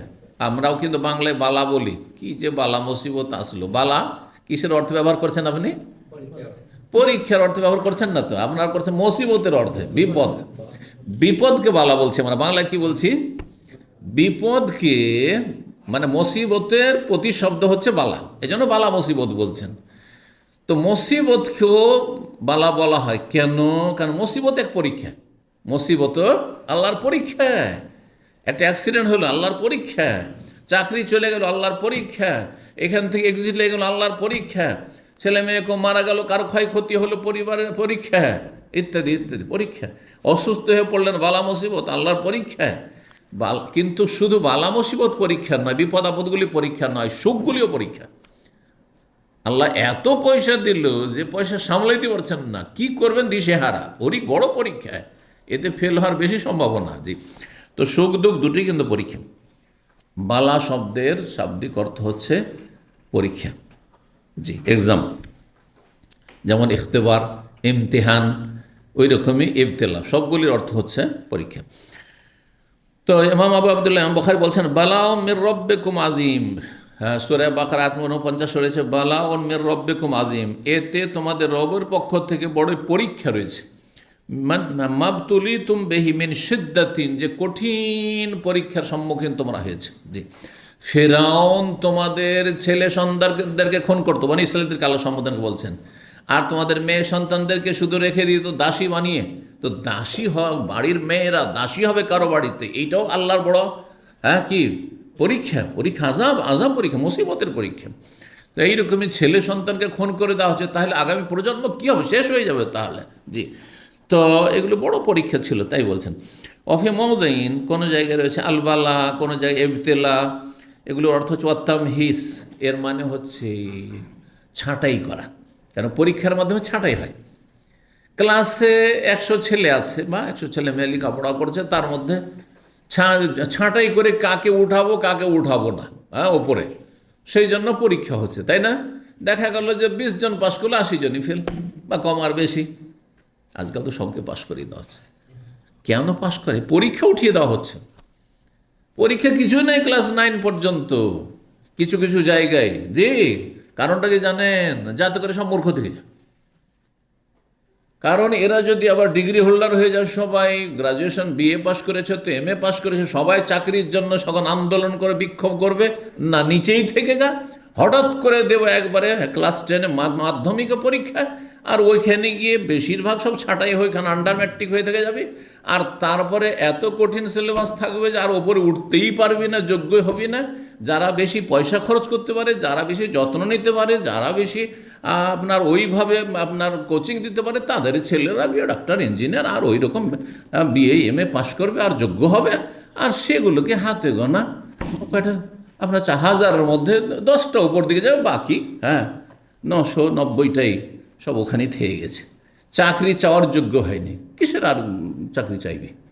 এ হচ্ছে গরিব দেশগুলির অবস্থা। যে গরিব দেশগুলির অবস্থা, ভারত, বাংলাদেশ, পাকিস্তান অবস্থা এরকম, যে নিচের দিকে সহজ সহজ সহজ, তারপর উপরের দিকে কঠিন। মনে হয়েছে আর পারছি না, ছেলে হাত পা ছেড়ে দিল। কী করবেন আপনি? সাবালক হয়ে গেছে, মারধর করে পড়াইতে পারবেন না? মোটেই না। জি, এগুলি জ্ঞানীরাই বুঝে। জি, আল্লাহ রাব্বুল আলামিন যেন আমাদের রুজিতে বরকত দান করেন, পরের মুখাপেক্ষী না করেন। তো ছাঁটাই করা, বালা মানে ইবতিলা মানে ছাঁটাই করা। মেন বালাউ তহু, আরবিতে বলা হয় বালাউ তহু মানে মাহাস তহু, যাচাই বাছাই করেছি, ছাঁটাই করেছি। আর ইস্তাখরাজ তো মাইন্দাহু, যা কিছু আছে, অনেক কিছু আছে, ওখান থেকে ছাঁটাই করা। হ্যাঁ, ধান আছে আর ধানের মধ্যে চিটা আছে, হ্যাঁ, ছাঁটাই করা। জি, ভালো মন্দ। ইয়াবুলু মানে ইখতাবির, পরীক্ষা করা। ইয়াবুলুকুম লিয়াবুলুয়াকুম আইয়ুকুম আহসানু আমালা, আল্লাহ পরীক্ষা করতে চান যে কে বেশি ভালো আমল করছে। ইন্নাল্লাহ মুবতালিকুম নাহার, সামনে নদী পড়েছে আর যাচ্ছে যোদ্ধার। আল্লাহ এই নদী সামনে দিয়ে আল্লাহ তোমাদের পরীক্ষা ফেলে দিয়েছেন। প্রচণ্ড পিপাসাও লেগেছে, নদী পেয়েছেন, নদী স্বচ্ছ পানি, আর এত পিপাসা লেগেছে থাকতে পারছেন না। নদী পার হও, পানি খাবে না, পানি খাবে না। এই বড় পরীক্ষা। তালুত জালুতের ঘটনায় কোরআন সূরা বাকারাতে রয়েছে, ফামান শারিবা মিনহু ফালাইসা মিন্নি, কেউ যদি পানি পান করে নেয় একবারে তৃপ্তির সাথে, তাহলে দলভুক্ত না, যা না ফারমান আল্লাহ, হ্যাঁ কবিরা গুনাহ করলো। ওয়ামাল্লাম ইয়াতাউ ফাইন্নাহু মিন্নি, যারা পানি ছুঁয়েও দেখবে না, চেখেও দেখবে না, তারা আমাদের দলভুক্ত, তারাই জিহাদ করতে সক্ষম হবে, সব অকেজ হয়ে যাবে, এগুলো ক্যান্সেল সব, এখানে ছাঁটাই। ইল্লা মানি তারাফা গুরফাতাম বিয়াদিহি, তবে প্রচণ্ড পিপাসা লেগেছে, একটু নিয়ে, হ্যাঁ একটু যদি শুধু জিভাটাকে ভেজাও তাহলে ঠিক আছে, এতটা পারমিশন শুধু আছে। কি যে আল্লাহর পরীক্ষা। ফাশারিবু মিনহু ইল্লা কালিলা মিনহু, আল্লাহ বলছেন সবাই পানি পেকে থামতে পারে, পিপাসায় মরে যাচ্ছি আর পানি পান করবো না, এটা হয়? আর পানি, নদীর পানি, স্বচ্ছ পানি সবাই পান করে নিল একেবারে পেট ভরে, আর কি, তারপরে নিস্তেজ হয়ে গেছে, প্রচণ্ড পিপাসা, খিদার পরে যদি পানি পান করে আর তারপর আর শরীর আর চলছে না, চলছে না। আর আল্লাহর একটা পরীক্ষাও ছিল যে তোরা আর লড়াই করতে পারবি না, তোরা ক্যান্সেল, সব ছাড়াই হয়ে গেল। ইল্লা কালিলাম মিনহু, সবসময় যারা খাঁটি ভালো তার অল্প থাকে, অল্প হাতে গোনা কয়েকজন তালু, ওরা বলছে যে আল্লাহ যেহেতু হারাম করেছেন, ইহার পানি বা নিষেধ করেছেন, পানি পান করবো না, তবে একটু নিয়ে জিভাটা ভিজাবো, গলাটা ভিজাবো, শুধু ওইটুকু ব্যাস। সুবহানাল্লাহ, এখানে পরীক্ষার কথা রয়েছে, এখানে মুবতালিকুম নাহার, নদী দিয়ে আল্লাহ পরীক্ষা করেছেন। জি, মুখতার বেরকম আম্মা কাউলুহু, তারপরে বালায়ের আর একটি অর্থ নিয়ামত হয়, কারণ নিয়ামত দিয়ে আল্লাহ যে পরীক্ষা করেন, পরীক্ষার অর্থ সেখানে বহন করছে অবশ্যই। এখানে ওয়াফি যালিকুম বালাউ মির রাব্বিকুম আযীম, 3টি আয়াতে রয়েছে, সূরা বাকারা আয়াত নম্বর 49, তারপর সূরা আরাফের 141, সূরা ইব্রাহিমে আপনার আয়াত নম্বর 6। এগুলো তো রয়েছে যে ফেরাউনের পক্ষ থেকে যেসব জুলম অত্যাচার হয়েছে, আর জুলম অত্যাচার থেকে আল্লাহ মুক্তি দানের জন্য ফেরাউন আর ফেরাউনের সেনাবাহিনীকে আল্লাহ ডুবিয়ে ধ্বংস করেছেন এটি, আর তারপরে আল্লাহ তোমাদেরকে সহি সালামত আবার পার করে আপনার মাঠে পৌঁছে দিয়েছে এমন জায়গায় যে ফেরাউন সেনাবাহিনীর হাতের নাগাল থেকে বেঁচে গিয়েছ, আর কোনো রকমের প্রতিক্রিয়ারও কোনো আশঙ্কা নেই যে এদের কারণে আমরা ধ্বংস হলাম, ধর এগুলোকে, তারও আর কোনো সম্ভাবনা নেই। তো এইটা আল্লাহর বড় নিয়ামত। এখানে নিয়ামতের অর্থ আল্লাহ ওয়াফি যালিকুম বালাউন মির রাব্বিকুম আযীম, তো বালাউন মানে নিয়ামত, এখানে এই কথা বলছেন। 3873 নম্বর হাদিস বর্ণনা করছেন মা আয়েশা রাদিয়াল্লাহু আনহা, বলছেন আন্না উম্মা হাবিবাতা উম্মা সালামাতা যাকারাতা কানিসাতান, উম্মে হাবিবা রাদিয়াল্লাহু তাআলা উম্মে সালামা রাদিয়াল্লাহু, এই দুজন কে? নবী সাল্লাল্লাহু আলাইহি দুইজনই সহধর্মিনী, উম্মাহাতুল মুমিন উম্মে হাবিবা বিনতে আবু সুফিয়ানের মেয়ে, আর উম্মে সালামা নবী সাল্লাল্লাহু আলাইহি সাল্লামের ফুফুর মেয়ে। জি, সব কুরাইশ। এই দুইজনে গেছিলেন হিজরত করে, এরা যেহেতু ইসলাম কবুল করে নিয়েছেন আগেই, কিন্তু আবু সুফিয়ানের আগে তার মেয়ে ইসলাম কবুল করেছে। আবু সুফিয়ান কট্টর কাফের, মক্কা বিজয় পর্যন্ত, আর উম্মে হাবিবা ইসলাম গ্রহণ করে চলে গেছেন তার স্বামীর সাথে হাবাসা। তো উম্মে হাবিবা আর উম্মে সালামা তারা যখন ফিরে আসলেন সেখান থেকে, তো আপোষে সতীনদের সাথে বসে গল্প চলছে, যাকারাতা কানিসা, একটি গির্জার কথা তারা আলোচনা করলেন। কানিসা মানে হচ্ছে গির্জা, এখনও কানিসাই বলা হয় আরবিতে গির্জা বুঝলেন তো, খ্রিস্টানদের উপাসনালয়। রাআইনা বিল হাবাসা, যা তারা দেখেছিলেন আবেসিনিয়া, হাবাসায়, তার মানে হাবাসায় তারা হিজরত করে গেছিলেন, কিন্তু সেই গির্জার ভিতরে ছিল ফিহা তাসাবির, সেখানে চিত্র অঙ্কিত ছিল, অনেক ছবি ছিল, প্রাণীর ছবি, ঈসা আলাইহিস সালামের ছবি, কল্পিত ছবি, মারিয়ামের ছবি, বিভিন্ন হাওয়ারিদের ছবি, সব ছবি আর ছবি। ফাযাকারাত লিন-নবী সাল্লাল্লাহু আলাইহি ওয়াসাল্লাম, এই উভয় উম্মে হাবিবা আর উম্মে সালামা যখন নবী সাল্লাল্লাহু আলাইহি ওয়াসাল্লামের বিবাহ বন্ধনে আসলেন পরে, তাদের স্বামীদের ইন্তেকালের পরে, ফাযাকারাতা, দুইজনে উল্লেখ করলেন নবী সাল্লাল্লাহু আলাইহি ওয়াসাল্লামের সামনে এই বিষয়টি যে আমরা এইরকম গির্জা দেখেছি সেখানে, আর সেই গির্জাতে ছবি অঙ্কন করা আছে, আর তারা খ্রিস্টানরা সাথে তারা পূজা পাঠ, তাদের ধর্মকর্ম করছে। ফাকালা বললেন নবী সাল্লাল্লাহু আলাইহি ওয়াসাল্লাম, ইন্না উলাইকা, এই খ্রিস্টানেরা এমন আহলে কিতাব, ইযা কানা ফিহিমুর রাজুলুস সালেহ, তাদের মাঝে কোনো যদি নেক মানুষ হইতো, মানে অলিউল্লাহ হইতো। অলি আউলিয়ার পূজা যে যুগ যুগ ধরে চলে আসছে, যেই যুগ থেকে শিরিক শুরু হয়েছে, নূহ আলাইহিস সালামের যুগ থেকে, তার আগে শিরিক ছিল না। আদম আলাইহিস সালাম থেকে শুরু করে অনেক যুগ পর্যন্ত, নূহ আলাইহিস সালামের জামানা পর্যন্ত কোনো শিরিক ছিল না। সমস্ত মানব জাতির আদম সন্তানের ধর্ম ছিল লা ইলাহা ইল্লাল্লাহ, আল্লাহ ছাড়া কোনো সত্য মাবুদ নেই। তারপর নূহ আলাইহিস সালামের পূর্বকালে এই প্রথম মূর্তি পূজা শুরু হয়, সেটাও এই নেক লোক দিয়ে মূর্তির আকারে শুরু হয়। আর খ্রিস্টানদের মাঝে তখন দুই রকমের পূজা শুরু হয়, দাঁড় করে মূর্তির আকারেও, আর যেটা পৌত্তলিকদের কাছে, প্রতিমা পূজারীদের কাছে। আর খ্রিস্টানরা কি করেছে, এদেরকে দাফন করে কবর পাকা করে সেই কবরের পূজা শুরু হয়ে গেছে। আর ভারত, বাংলাদেশ, পাকিস্তানে এই দুই রকমের পূজা চলছে। কথিত এক শ্রেণী মুসলিম যারা মাজার পূজারী, তারা শুইয়ে দিয়ে দাফন করে পূজা করছে খ্রিস্টানদের অনুকরণে। আর যারা হিন্দু, তারা মূর্তি পূজা করছে। কিন্তু সবাই মনে করে যে যেসব মূর্তির অথবা মাজার পূজা করছে তারা সব অলি আউলিয়া। মুসলিমদের ভাষায় অলি আউলিয়া, আর হিন্দুদের ভাষায় এরা দেবতা। কারণ ভালো মানুষ হলে দেবতা, হিন্দুদের ধর্মে ভালো মানুষ হলে কি হয়ে যায়, দেবতা হয়ে যায়, মহামানব হয়ে যায়। হ্যাঁ, রাম, তারপরে কৃষ্ণ, এরা তাদের কাছে মহামানব, সাধারণ মানুষ নয় তাদের কাছে। হ্যাঁ, পবিত্র মানুষ। আপনি যাদেরকে অলিয়া উলিয়া বলছেন, হ্যাঁ, শাহজালাল শাহপুরাণ বলছেন, ওই রকমই তারা ওদেরকে বলছে যে ওই রকমই একই। জি, তারা এক ধরনের পূজা শুরু করেছেন, আপনারা এক ধরনের পূজা শুরু করেছেন, যারা মাজার পূজারী, একই রকম, কোনো পার্থক্য নেই। তাহলে দুই রকমের শিরক চলে আসছে প্রাচীন যুগ থেকেই। এই দুই রকমের শিরককে উৎখাত করার জন্য, নির্মূল করার জন্যই নবী রসুলগণ যুগে যুগে প্রেরিত হয়েছেন। তাই বলছেন নবী সাল্লাল্লাহু আলাইহি সাল্লাম, এই খ্রিস্টানরা কি করতো, যখন তাদের মাঝে কোনো নেক লোক মারা যেত, মারা যেত, বানাও আলা কবরিহি মসজিদান, তার কবরের তারা মসজিদ, মানে সেজদার জায়গায় তৈরি করে নিত। মসজিদের ভিতরে কবর দিয়ে দিল, হ্যাঁ, উপাসনালয়ের ভিতরে। আর না হলে কি করতো, কবরের ওপর তারা মসজিদ বানাইতো। ভারত, বাংলাদেশ, পাকিস্তানে মসজিদের ভিতরে কবরের দুটো অবস্থা হয়, আগে কবর, হ্যাঁ, নেক লোকের, তারপরে মসজিদ বানিয়েছে। আর না হলে কি করেছে, আগে থেকে মসজিদ ছিল আর মসজিদের ভিতরে কবর দিয়েছে। তাহলে এই কাজগুলি, মসজিদের ভিতরে কবর থাকাটাও খ্রিস্টানদের অনুকরণ। এটা এর ইসলামে কোনো অবকাশ নেই, কোনো সুযোগ নাই। যে তো তাই করতো।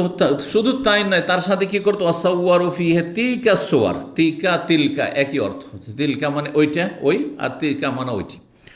তো বলছে আসাওয়ারু ফিহে তিকা সোয়ার, আর ওই যেই লোকগুলো ওলি আউলিয়া মারা গেছে তাদের ছবি চিত্র অঙ্কন করত। একদিকে তাদের কবরগুলি মসজিদের ভিতরে, ওগুলোর পূজা শুরু হয়ে গেল, আর ছবিগুলো দেয়ালে দেয়ালে চিত্র অঙ্কন করা আছে, সেগুলিরও পূজা হচ্ছে। সেইটা দেয়ালে আছে, অথবা মূর্তি তৈরি করে নিয়েছে। তো খ্রিস্টানরা মূর্তির আকারে তৈরি করেনি হিন্দুদের মতো, পৌত্তলিকদের মতো, কিন্তু তারা কি করেছে, দেয়ালে দেয়ালে ছবি অঙ্কন করেছে। আর তারপরে মেরি, হ্যাঁ, মারিয়ামকে মেরি বলছে, ঈসা জিসা সা, এইসব করছে, তাদের পূজা করছে তারা। শুধু তাই নয়, যেই সুলিতে তাদের ভ্রান্ত ধারণাই, সুলে চড়িয়ে মারা হয়েছে কাকে, ঈসা আলাইহিস সালামকে, তাদের ভ্রান্ত ধারণাই সেই শুলিরও পূজা করছে, সে শুলিরও পর্যন্ত পূজা করছে। জি, মানুষ যখন ধর্মান্ধ হয়ে যায় তখন এইরকম অধম হয়ে যায়। এই জন্য ইসলামে ধর্মান্ধতা নেই, আমরা দলিলের অনুসারী, আমরা অন্ধ অনুসারী নাই। এই জন্য কোরআন সুন্নাহর যারা অনুসারী, যারা দলিল মোতাবেক জীবনযাপন করে, একমাত্র সহি আকীদা মানহাজের, হ্যাঁ, জনগণ এবং উলামায়ে কেরাম। আর বাকি যারা আছে পরম্পরা বাপদাদা করে এসছে, সেটাই ঠিক। হ্যাঁ, আমাদের হুজুররা বলেছে সেটাই ঠিক। দলিল না, কোনো দলিল, তুমি বেশি বুঝো, হ্যাঁ, তোমার চেয়ে বেশি আগের হুজুররা বুঝতো, বুঝছেন না? এটা ওই কাফেরদের তরিকা। আর আমাদের তরিকা, এটাই, এর নাম হচ্ছে ধর্মান্ধতা। ধর্মান্ধতা হারাম, জি, কিন্তু আমরা ধর্মান্ধ নাই। কারণ নাস্তিকরা আবার ঢালাওভাবে, হ্যাঁ, ধার্মিক লোকদের সবাইকে কি বলে, ধর্মান্ধ বলে, কারণ এরা সমস্ত ধর্মের শত্রু। নাস্তিকরা তাদের প্রকৃতি সবচেয়ে বেশি বিকৃত, জি, প্রকৃতির এরা। আল্লাহ তাদের অনিষ্ট থেকে রক্ষা করুন, তাদেরকে যেন কখনো আল্লাহ শক্তিশালী না করেন। জি। তো তারা ছবি অঙ্কনও করতো ওই নেক লোকদের। উলাইকা শিরারুল খালকি ইনদাল্লাহি ইয়াউমাল কিয়ামা, এরাই হচ্ছে আল্লাহর নিকটে কিয়ামতের দিবসে সবচেয়ে নিকৃষ্ট সৃষ্টি। যারা শিরিক করেছে, শিরকের প্রচলন ঘটিয়েছে, আর শিরকের প্রথাগুলি চালু করেছে, মাজার পূজা চালু করেছে অথবা মূর্তি পূজা চালু করেছে, তারা হচ্ছে সৃষ্টির সেরার। শর্রের বহুবচন। শর মানে হচ্ছে খারাপ, সবচেয়ে খারাপ। খায়ের মানে ভালো, আর শর মানে সবচেয়ে খারাপ।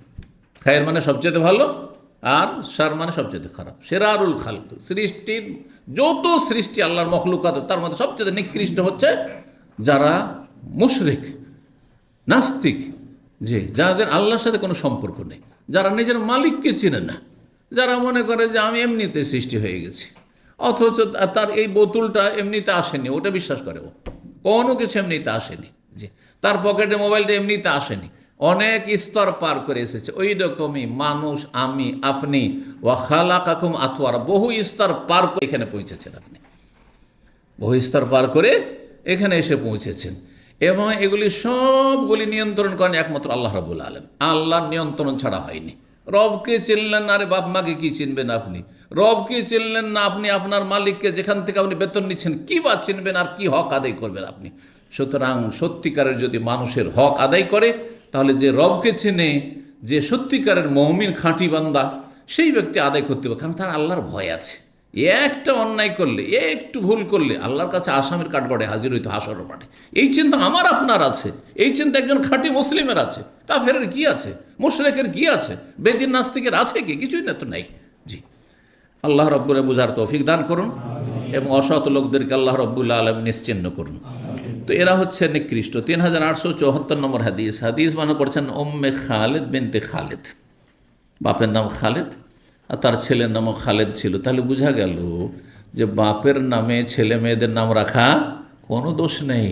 আমাদের দেশ আমার বলে যতদিন বেঁচে আছে ততদিন রাখা যাবে না। আমার নামে আমার এক নাতির নাম রেখেছে, তো এলাকার লোক সব আহলে হাদিস, তারপর ফ্যামিলি সব আহলে হাদিস। আরে এই নাম কেন রাখা হয়েছে? এই নাম, হ্যাঁ বেঁচে আছে যখন, তোমার আব্বা কেন এই নাম রেখেছে? আমার মেয়েকে সে বলে। আশ্চর্য কথা, এটা কোথাতে পেলে যে বেঁচে থাকলে বাবা বেঁচে আছে সেজন্য নাম রাখা যাবে না? তার ওই নাম দিয়ে ডাকবে, ওইটা বেয়াদবি হয়ে যাবে। কেউ এক যে হালাত, যে আমার নাম যদি কারো নাম থাকে, অন্য কারো নাম থাকে, তো আমার ছেলে মেয়ে নাকি ডাকলে বেয়াদবি হয়ে যাবে। এটা কোথায় পেলে? বুঝতে পেরেছেন? হ্যাঁ, আমার নাম ধরে ডাক, যদি আমার ছেলে মেয়েরা ডাকে, এইটা বেয়াদবি। বুঝছেন না?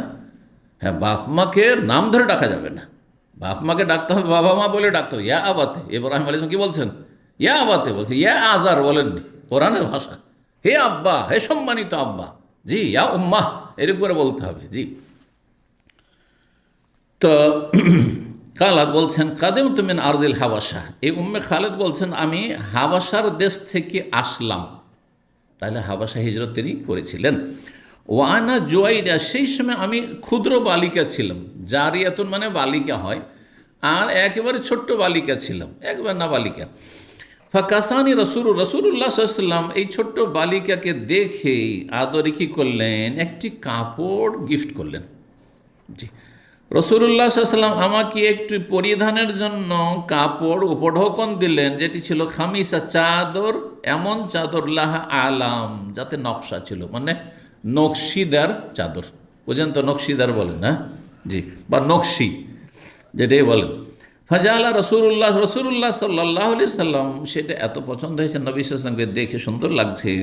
ইয়ামসাহুল আলামা বেয়াদেহি, সেই নকশাগুলি হাত দিয়ে তিনি কি করছেন? স্পর্শ করছেন, আর বলছেন সানাহ, সানাহ মানে খুব চমৎকার, খুব চমৎকার, খুব ভালো লাগছে, খুব ভালো লাগছে। ছোট বাচ্চাদেরকে যত উৎসাহিত করবেন তত ভালো।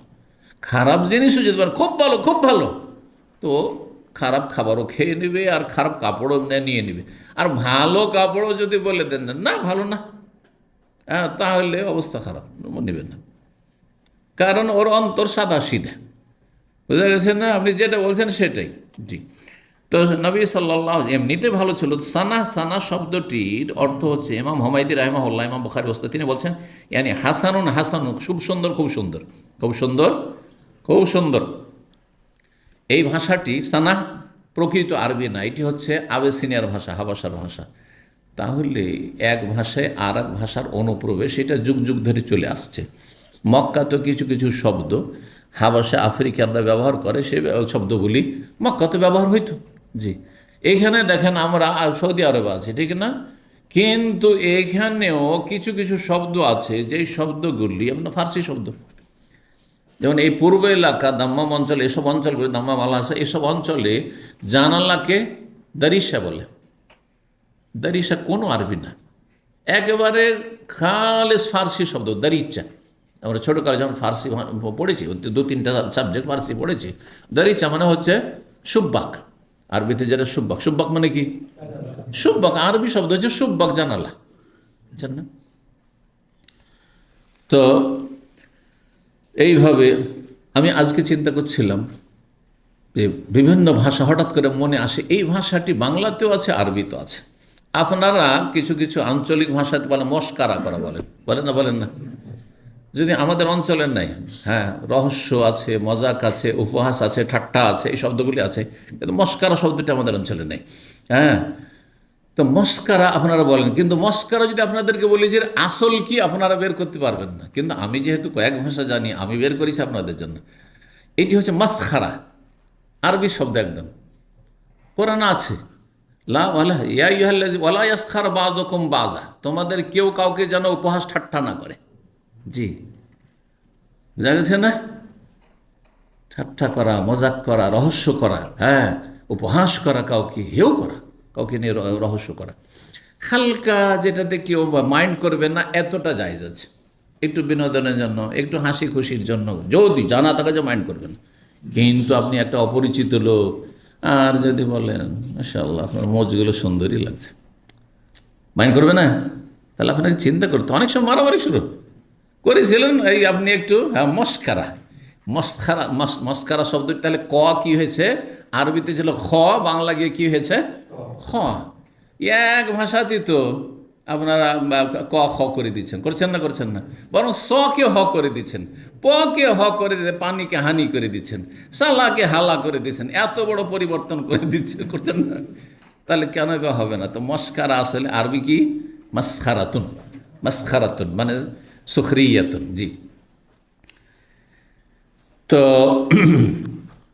আরবি শব্দ বলছেন আপনারা, অনেক আরবি শব্দ বাংলায় ঢুকে আছে। ওই রকমই সানা, হ্যাঁ, আফ্রিকান শব্দ নবী সাল্লাল্লাহু আলাইহি সাল্লামের ভাষায় ব্যবহার হয়েছে মক্কাতে। জি, মানে সুন্দর 3875 নম্বর হাদিস। আলকামা বলছেন, আব্দুল্লাহ মাসউদ রাদিয়াল্লাহু তাআলা আনহু থেকে বর্ণনা করে তিনি বলেন, কুন্না নুসাল্লিমু আলা নবী। আব্দুল্লাহ মাসউদ বলছেন, যেহেতু প্রথম দিকে তিনি ইসলাম গ্রহণ করেছিলেন, আর নবী সাল্লাল্লাহু আলাইহি সাল্লাম মেরাজের আগ পর্যন্ত 2 ওয়াক্ত সালাত পড়তেন, 2 ওয়াক্ত সকালবেলা আর সন্ধ্যাবেলা নামাজ পড়তেন। তো বলছেন যে আমরা নবী সাল্লাল্লাহু আলাইহি ওয়াসাল্লাম সালাত অবস্থায় থাকতেন আর আমরা সালাম দিতাম, আসসালামু আলাইকুম, আসসালামু আলাইকা ইয়া রাসূলুল্লাহ, এরকম বলতাম। ফায়ারুদ্দু আলাইনা, সালাত পড়ছেন আর জবাব দিতেন, ওয়ালাইকুম আসসালাম ওয়া রাহমাতুল্লাহ, জবাব দিতেন। নবী সাল্লাল্লাহু প্রথম দিকে জায়েজ ছিল, প্রথম দিকে মক্কায় জায়েজ ছিল।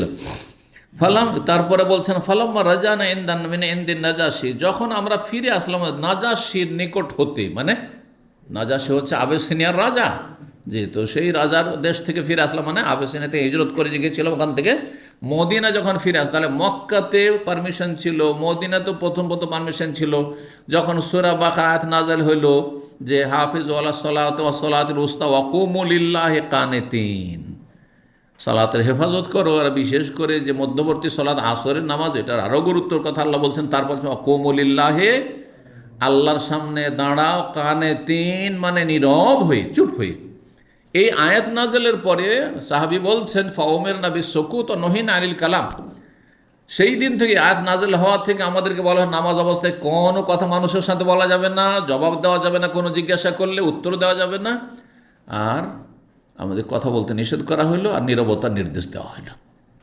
তখন আর জবাব দেন না, যেহেতু সালাম দিয়ে গিয়েছেন সাহাবীরা। আসার পরে দেখছেন নবী নামাজ পড়ছেন, এসে আবার ওই রকমই আগের তরিকাতে সালাম দিচ্ছেন, আসসালামু আলাইকা ইয়া রাসূলুল্লাহ, আসসালামু আলাইকুম। নবী জবাব দিচ্ছেন না, হাতের ইশারায় জবাব দিতে পারবেন অবশ্য। হাদিস কি আছে, যদি কেউ সালাম বলে আপনাকে কি বলবেন? এরকম করতে পারেন, আপনি এইভাবে করতে পারেন, অথবা এরকম করতে পারেন হাতের ইশারায়। কিন্তু মুখে যদি বলে ওয়ালাইকুম আসসালাম, মানে মানুষের সাথে কথা বললেন, নামাজ বাতিল হয়ে যাবে। এই জন্য ইয়ারহামুকাল্লাহ বলা যাবে না, আলহামদুলিল্লাহ পর্যন্ত আস্তে করে বলেন, কারণ অনেক মূর্খ লোক আছে মাসলা জানে না। আপনার হাসি পড়েছে আর দিলেন আলহামদুলিল্লাহ জোরে বইলে, তারপরে দিল আপনার উত্তর ইয়ারহামুকাল্লাহ, আল্লাহ রহম করুক তোমার উপর, নামাজ বাতিল হয়ে গেল, বাতিল হয়ে গেল।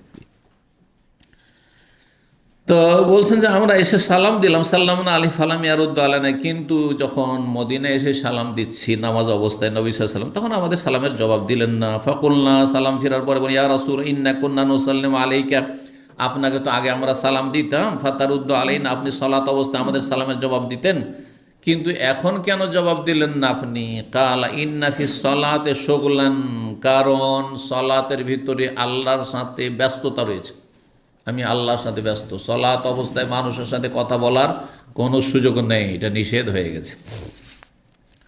ফকুলতুল ইব্রাহিম, ইব্রাহিম নাখি এখানে রয়েছে, ইব্রাহিম নাখি হচ্ছে আলকামার ছাত্র, কুফার লোক ছিলেন তারা।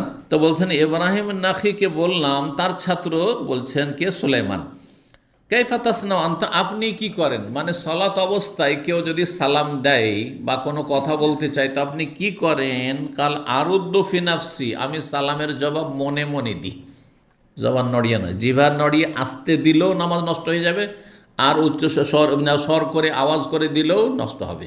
জিভা নড়ানো জায়েজ নাই, তবে মনে মনে মানে অন্তরে তুমি আমার জন্য শান্তি কামনা করলে আমিও তোমার জন্য শান্তি কামনা করলাম, শুধু মনে কথাটা আসলো, মনে কথাটা আসলে হাতের ইশারা করলেন। হইতে পারে ইব্রাহিম নাখির কাছে ওই হাদিস, হাতের ইশারার হাদিস পৌঁছেনি, না হলে ওইটা বলতেন তিনি। ইব্রাহিম নাখি যেহেতু তাবি, আর তিনি আলকামা তাবি, আর তার ছাত্র, তিনি মাসলা বলছেন কিন্তু অসম্পূর্ণ মাসলা বলছেন, কি যে আমি মনে মনে উত্তর দিয়ে দিই, কিন্তু জবান দ্বারা জিভা নাড়িয়ে উত্তর দিই না।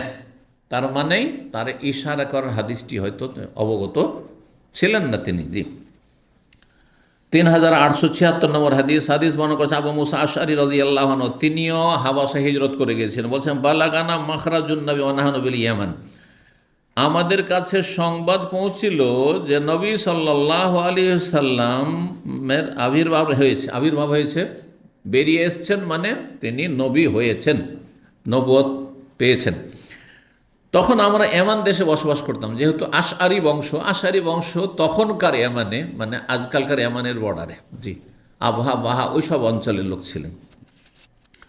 বলছেন ফারাকেবনা নাহনু বিল ইয়ামানে ছিলাম, আমরা ইসলাম গ্রহণ করল, ফারাকেবনা সাফিনাতান, আচ্ছা ওই দিক থেকে আসতে আপনার লোহিত সাগর কাছে, তো রাস্তা দিয়ে যদি স্থল পথ দিয়ে আসেন তো উটের পিঠে চেপে অনেক দূর আসতে হবে, কষ্ট, তা না করে একটি নৌকায় তারা চেপে গেলেন, যে জেদ্দায় গিয়ে নেমে যাবো, মক্কা চলে যাব, জেদ্দার কাছাকাছি মক্কা। তো বলছেন যে ফারাকিবনা সাফিনাতান, একটি নৌকায় আমরা আরোহণ করলাম, আলকাতনা সাফিনাতুন ইলা নাজাশি বিল হাবাসা, কিন্তু আমাদের নৌকায় দিক আমরা ভুল করে আমাদের নৌকা আমাদেরকে নিয়ে গিয়ে পৌঁছে দিল কোথায়? হাবাসায় পৌঁছে দিল। এটা হয়? জি, জানি না আপনারা ইংরেজদের ইতিহাস বেশি জানেন, কিন্তু আপনারা কি জানেন যে ইংরেজরা যে ভারতটা দখল করেছিল, তাদের স্বপ্ন ছিল আমেরিকা, নাম শুনেছে আমেরিকা যাবে, হ্যাঁ, কিন্তু আমেরিকা না গিয়ে, না তার কারো উল্টাটা বলছি, যে তারা হয়তো ভারত আসতে চাইছিল, যে আমেরিকা আবিষ্কার করে, কিন্তু তার সেখান থেকে ইউরোপ থেকে বেরিয়ে, যে আমেরিকার আবিষ্কারকারী, তার নামটা কি বলতে পারেন না? মাশাআল্লাহ, কলম্বাস, ঠিক। তো সে কোথায় পৌঁছে গেল? গিয়ে এমন একটা ভূমিতে গিয়ে পৌঁছে গেল, নতুন দেশ। আমি তো চেয়েছিলাম যে ভারত যাব, কারণ ভারত হচ্ছে স্বর্ণের পাখি শুনেছিল, আর আসলে স্বর্ণের পাখি, পৃথিবীর সবচাইতে ধনী দেশ তখনকার অখণ্ড ভারত ছিল, ভারত বাংলাদেশ, আর বাঙালি জাতি সবচেয়ে ধনী ছিল। এই জন্য সবচেয়ে বেশি জুলম অত্যাচার করেছে ইংরেজ অভিশপ্তরা এই বাঙালি জাতির ওপর, এটাও ইতিহাস ভালো করে। আর সবচেয়ে গরিব হয়েছে, কারণ এদের নিষ্পেষণ, এদের নিপীড়ন সবচেয়ে বেশি হয়েছে। জি, আর সবচেয়ে ঘনবস্তি কেন? কারণ যেখানে আহার থাকে সেখানে মানুষ জড়ো হয় গিয়ে, তো এই জন্যই ঘনবস্তি সবচেয়ে বেশি। গোটা ভারতের মধ্যে এখনও সবচাইতে বেশি পশ্চিমবঙ্গ আর বাংলাদেশ, আসাম, এখানে কেন সবচেয়ে জনবসতি বেশি? এর কারণই হচ্ছে এটি, কারণ এই সব এলাকা ছিল সমৃদ্ধ এলাকা, এসব দেশ ছিল সমৃদ্ধ দেশ। জি, তো এর লোভে এসেছিল। তো ওই রকমই আসতে চাইছিল কোথায়? ইসলাম গ্রহণের জন্য, নবীর সাথে দেখা করার জন্য মক্কা। সেখানে না এসে কোথায় পৌঁছে গেছে? হাবাসা পৌঁছে গেছে। ওখানে গিয়ে দেখে যে অলরেডি বেশ কিছু সাহাবাই কেরামুন মক্কায় যেহেতু মজলুম ছিলেন, তারা হিজরত করে চলে গেছে। তাদের একজন শীর্ষস্থানীয় প্রধান যিনি ছিলেন, তিনি ছিলেন জাফর বিন আবি রসুল্লাহ, চাচাতো ভাই, আলীর বড় ভাই। বলছেন ফাওয়াফাকনা জাফর বিন আবি তালেব। সেখানে গিয়ে আমরা জাফর বিন আবি তালেবকে পেয়ে গেলাম। জি, ফাকামনা মাহু, তার সাথে সেখানে অবস্থান করতে লাগলাম, আর তার কাছেই কলেমা পড়ে মুসলমান হয়ে গেলাম। হাত্তা কাদেমনা, তারপরে সেখান থেকে আমরা ফিরে আসলাম। ফাওয়াফাকনা, এসে মদিনায় পেলাম নবী সাল্লাল্লাহু আলাইহি ওয়াসাল্লামকে। কখন? দীর্ঘ সময় পরে, দীর্ঘ নবী সাল্লাল্লাহু আলাইহি হিজরতের প্রায় 6 বছর পরে, সপ্তম হিজরিতে, খয়বরের যুদ্ধের সময়। 6-7 বছর তাহলে তারা কোথায় অবস্থান করেছেন? জি, তো হিনা ইফতাহ খয়বার, যখন খয়বরের বিজয় হয়েছে, সরাসরি খয়বরের প্রান্তে এসে পৌঁছেছেন। জি, নবী সাল্লাল্লাহু আলাইহি ওয়াসাল্লাম তখন বললেন, লাকুম আনতুম ইয়া আহলাস সাফিনাতে হিজরাতান, হে নৌকাবাসীরা, মানে হে নৌকার আরোহীরা, যারা নৌকায় চড়ে কোথায় গেছিলে? হাবাসা গেছিলে। আবার নৌকায় চেপে সেই হাবাসা থেকে আবার কোথায় এসছো? এই মদিনা পৌঁছেছে। তো মদিনার কাছে তো সাগর নেই, তো কোথায় নেমেছে এসে তাহলে? হ্যাঁ, লোহিত সাগর কাছাকাছি হচ্ছে, বদর একটু আগে ওখানে, তো এইখানে এসে নেমেছেন কাছাকাছি। হে নৌকার আরোহীরা, তোমাদের জন্য কি রয়েছে? 2 হিজরতের সওয়াব রয়েছে। প্রথম এক হিজরত হচ্ছে হাবাসার, অনিচ্ছাকৃত হিজরত কিন্তু হয়েছে। প্রথম কিন্তু ওখানকার উদ্দেশ্যে যায়নি, কিন্তু আসলে চলেই গেছি, কষ্ট করে পৌঁছে গেছি, আর ইসলাম পেয়েও গেলাম। আর ইসলাম শিখাবার মতো জাফর বিন আবি তালেব আর কিছু সাহাবাই কেরামকে পেয়ে গেলাম, তার নবী সাল্লাল্লাহু আলাইহি ওয়াসাল্লামের কাছ থেকে দিন শিখে গেছেন। ওইখানেই থেকে গেলাম, আর সবাই আছে, তখন শান্তিতে আছি, থেকে যাই ওখানে। আর যখন শুনতে পেলাম যে নবী সাল্লাল্লাহু আলাইহি ওয়াসাল্লাম হিজরত করে চলে গেছেন মদিনা, কারণ খবরগুলো সাগর পার হয়ে পৌঁছিতেও সময় লাগে, তো আস্তে আস্তে 6-7 বছর হয়েই গেছে, এসে খয়বরের যুদ্ধের সময় পৌঁছেছেন। 38 নম্বর অধ্যায় বলছেন বাবু মওতিন নাজাশি। অধ্যায় হচ্ছে বাদশাহ নাজাশির মৃত্যু সম্পর্কে। নাজাশি হাবাসা আবেশিনিয়ার রাজার উপাধি, তার নাম ছিল আসহামা, তার নাম ছিল আসহামা। যেমন মেসরের রাজা, প্রাচীন যুগে মেসরের যারা কিপ্তি বংশের রাজা হইতো, তাদেরকে ফেরাউন বলা হইতো। মেলা ফেরাউন এসেছে, তার মধ্যে এক ফেরাউন যে মুসা আলাইহিস সালামের যুগের ফেরাউন, বুঝছেন না? যেমন ভারতের হিন্দু রাজাদেরকে মহারাজা বলা হইতো। কি বলা হইতো? মহারাজা বলা হইতো।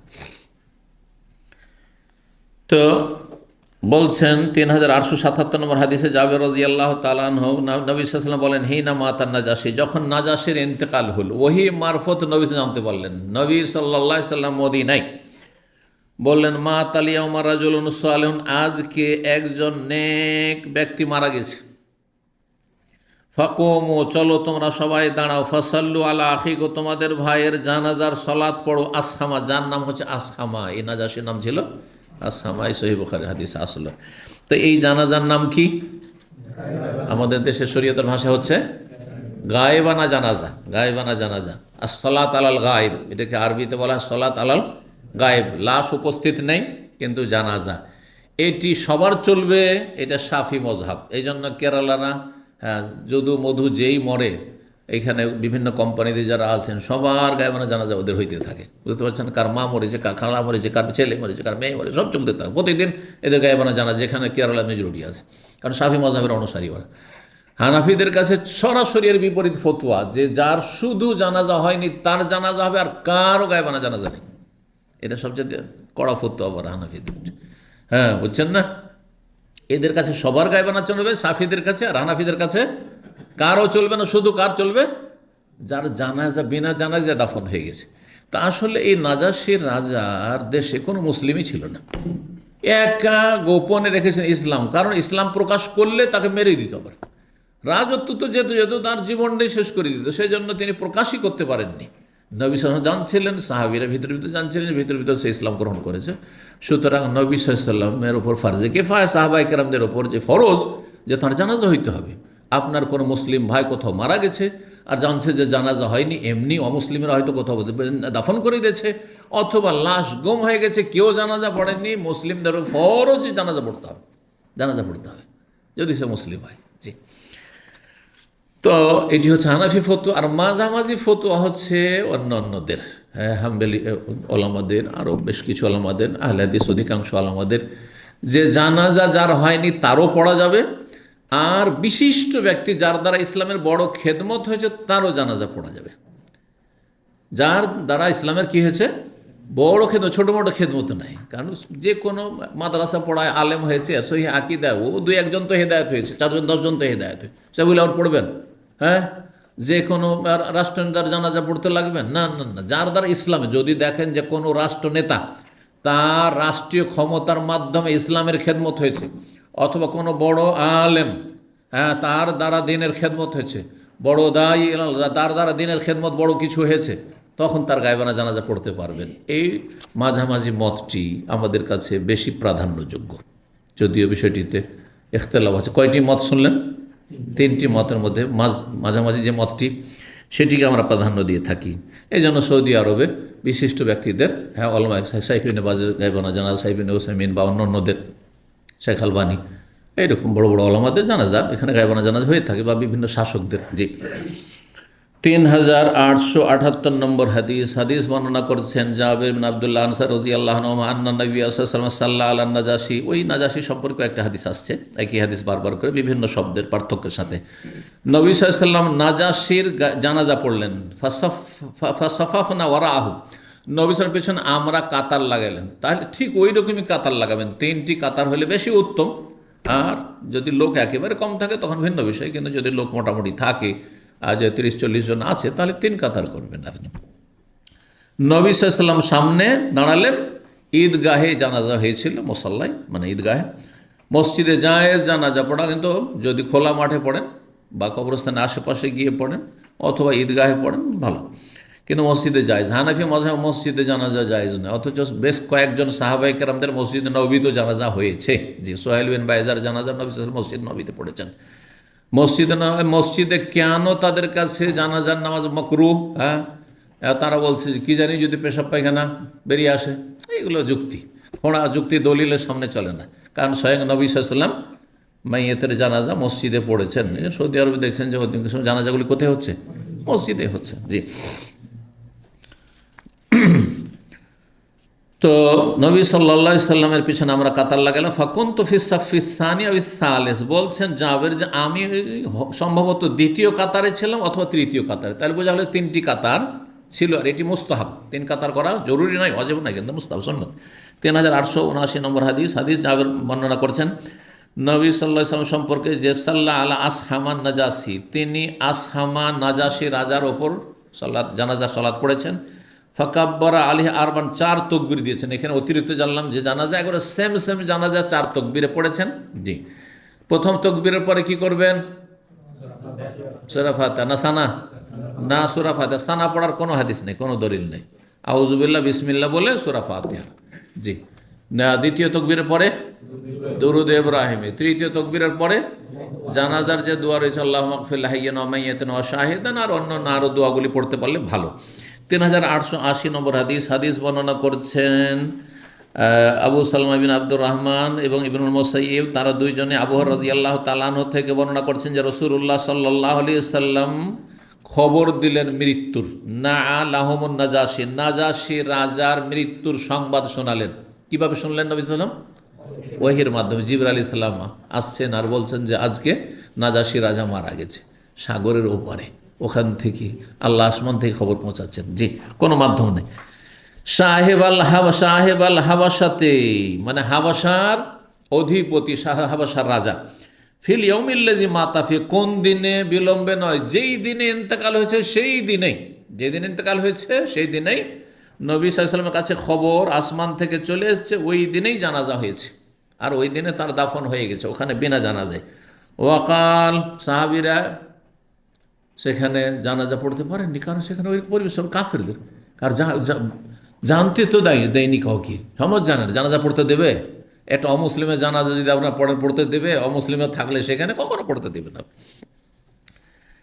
তো বলছে ইস্তাগফিরু লিআখিকুম, তোমাদের ভাইয়ের জন্য তোমরা ক্ষমা প্রার্থনা করো। তাহলে মুসলিম ভাই যেখানে থাকুক না কেন, যে ভাষাভাষী কোনো মুসলিমরা ভাই ভাই। জি, এই ছিল হাদিস। আর সর্বশেষ বা আরেকটি অধ্যায় আমরা পড়ে নিই, 3881 নম্বর হাদিস। হাদিস বর্ণনা করছেন আবু হুরায়রা রাদিয়াল্লাহু তাআলা আনহু, রাসূলুল্লাহ সাল্লাল্লাহু আলাইহি ওয়াসাল্লাম কি করলেন, সাফফা বিহিম ফিল মুসাল্লা, ঈদগাহে জানাজার কাতার লাগালেন। এই যে একটু আগে ঈদগাহ বললাম না, তাহলে কয়েকটা যে হাদিস নিয়েছে, এক একটি হাদিসে অতিরিক্ত কিছু কথা আছে।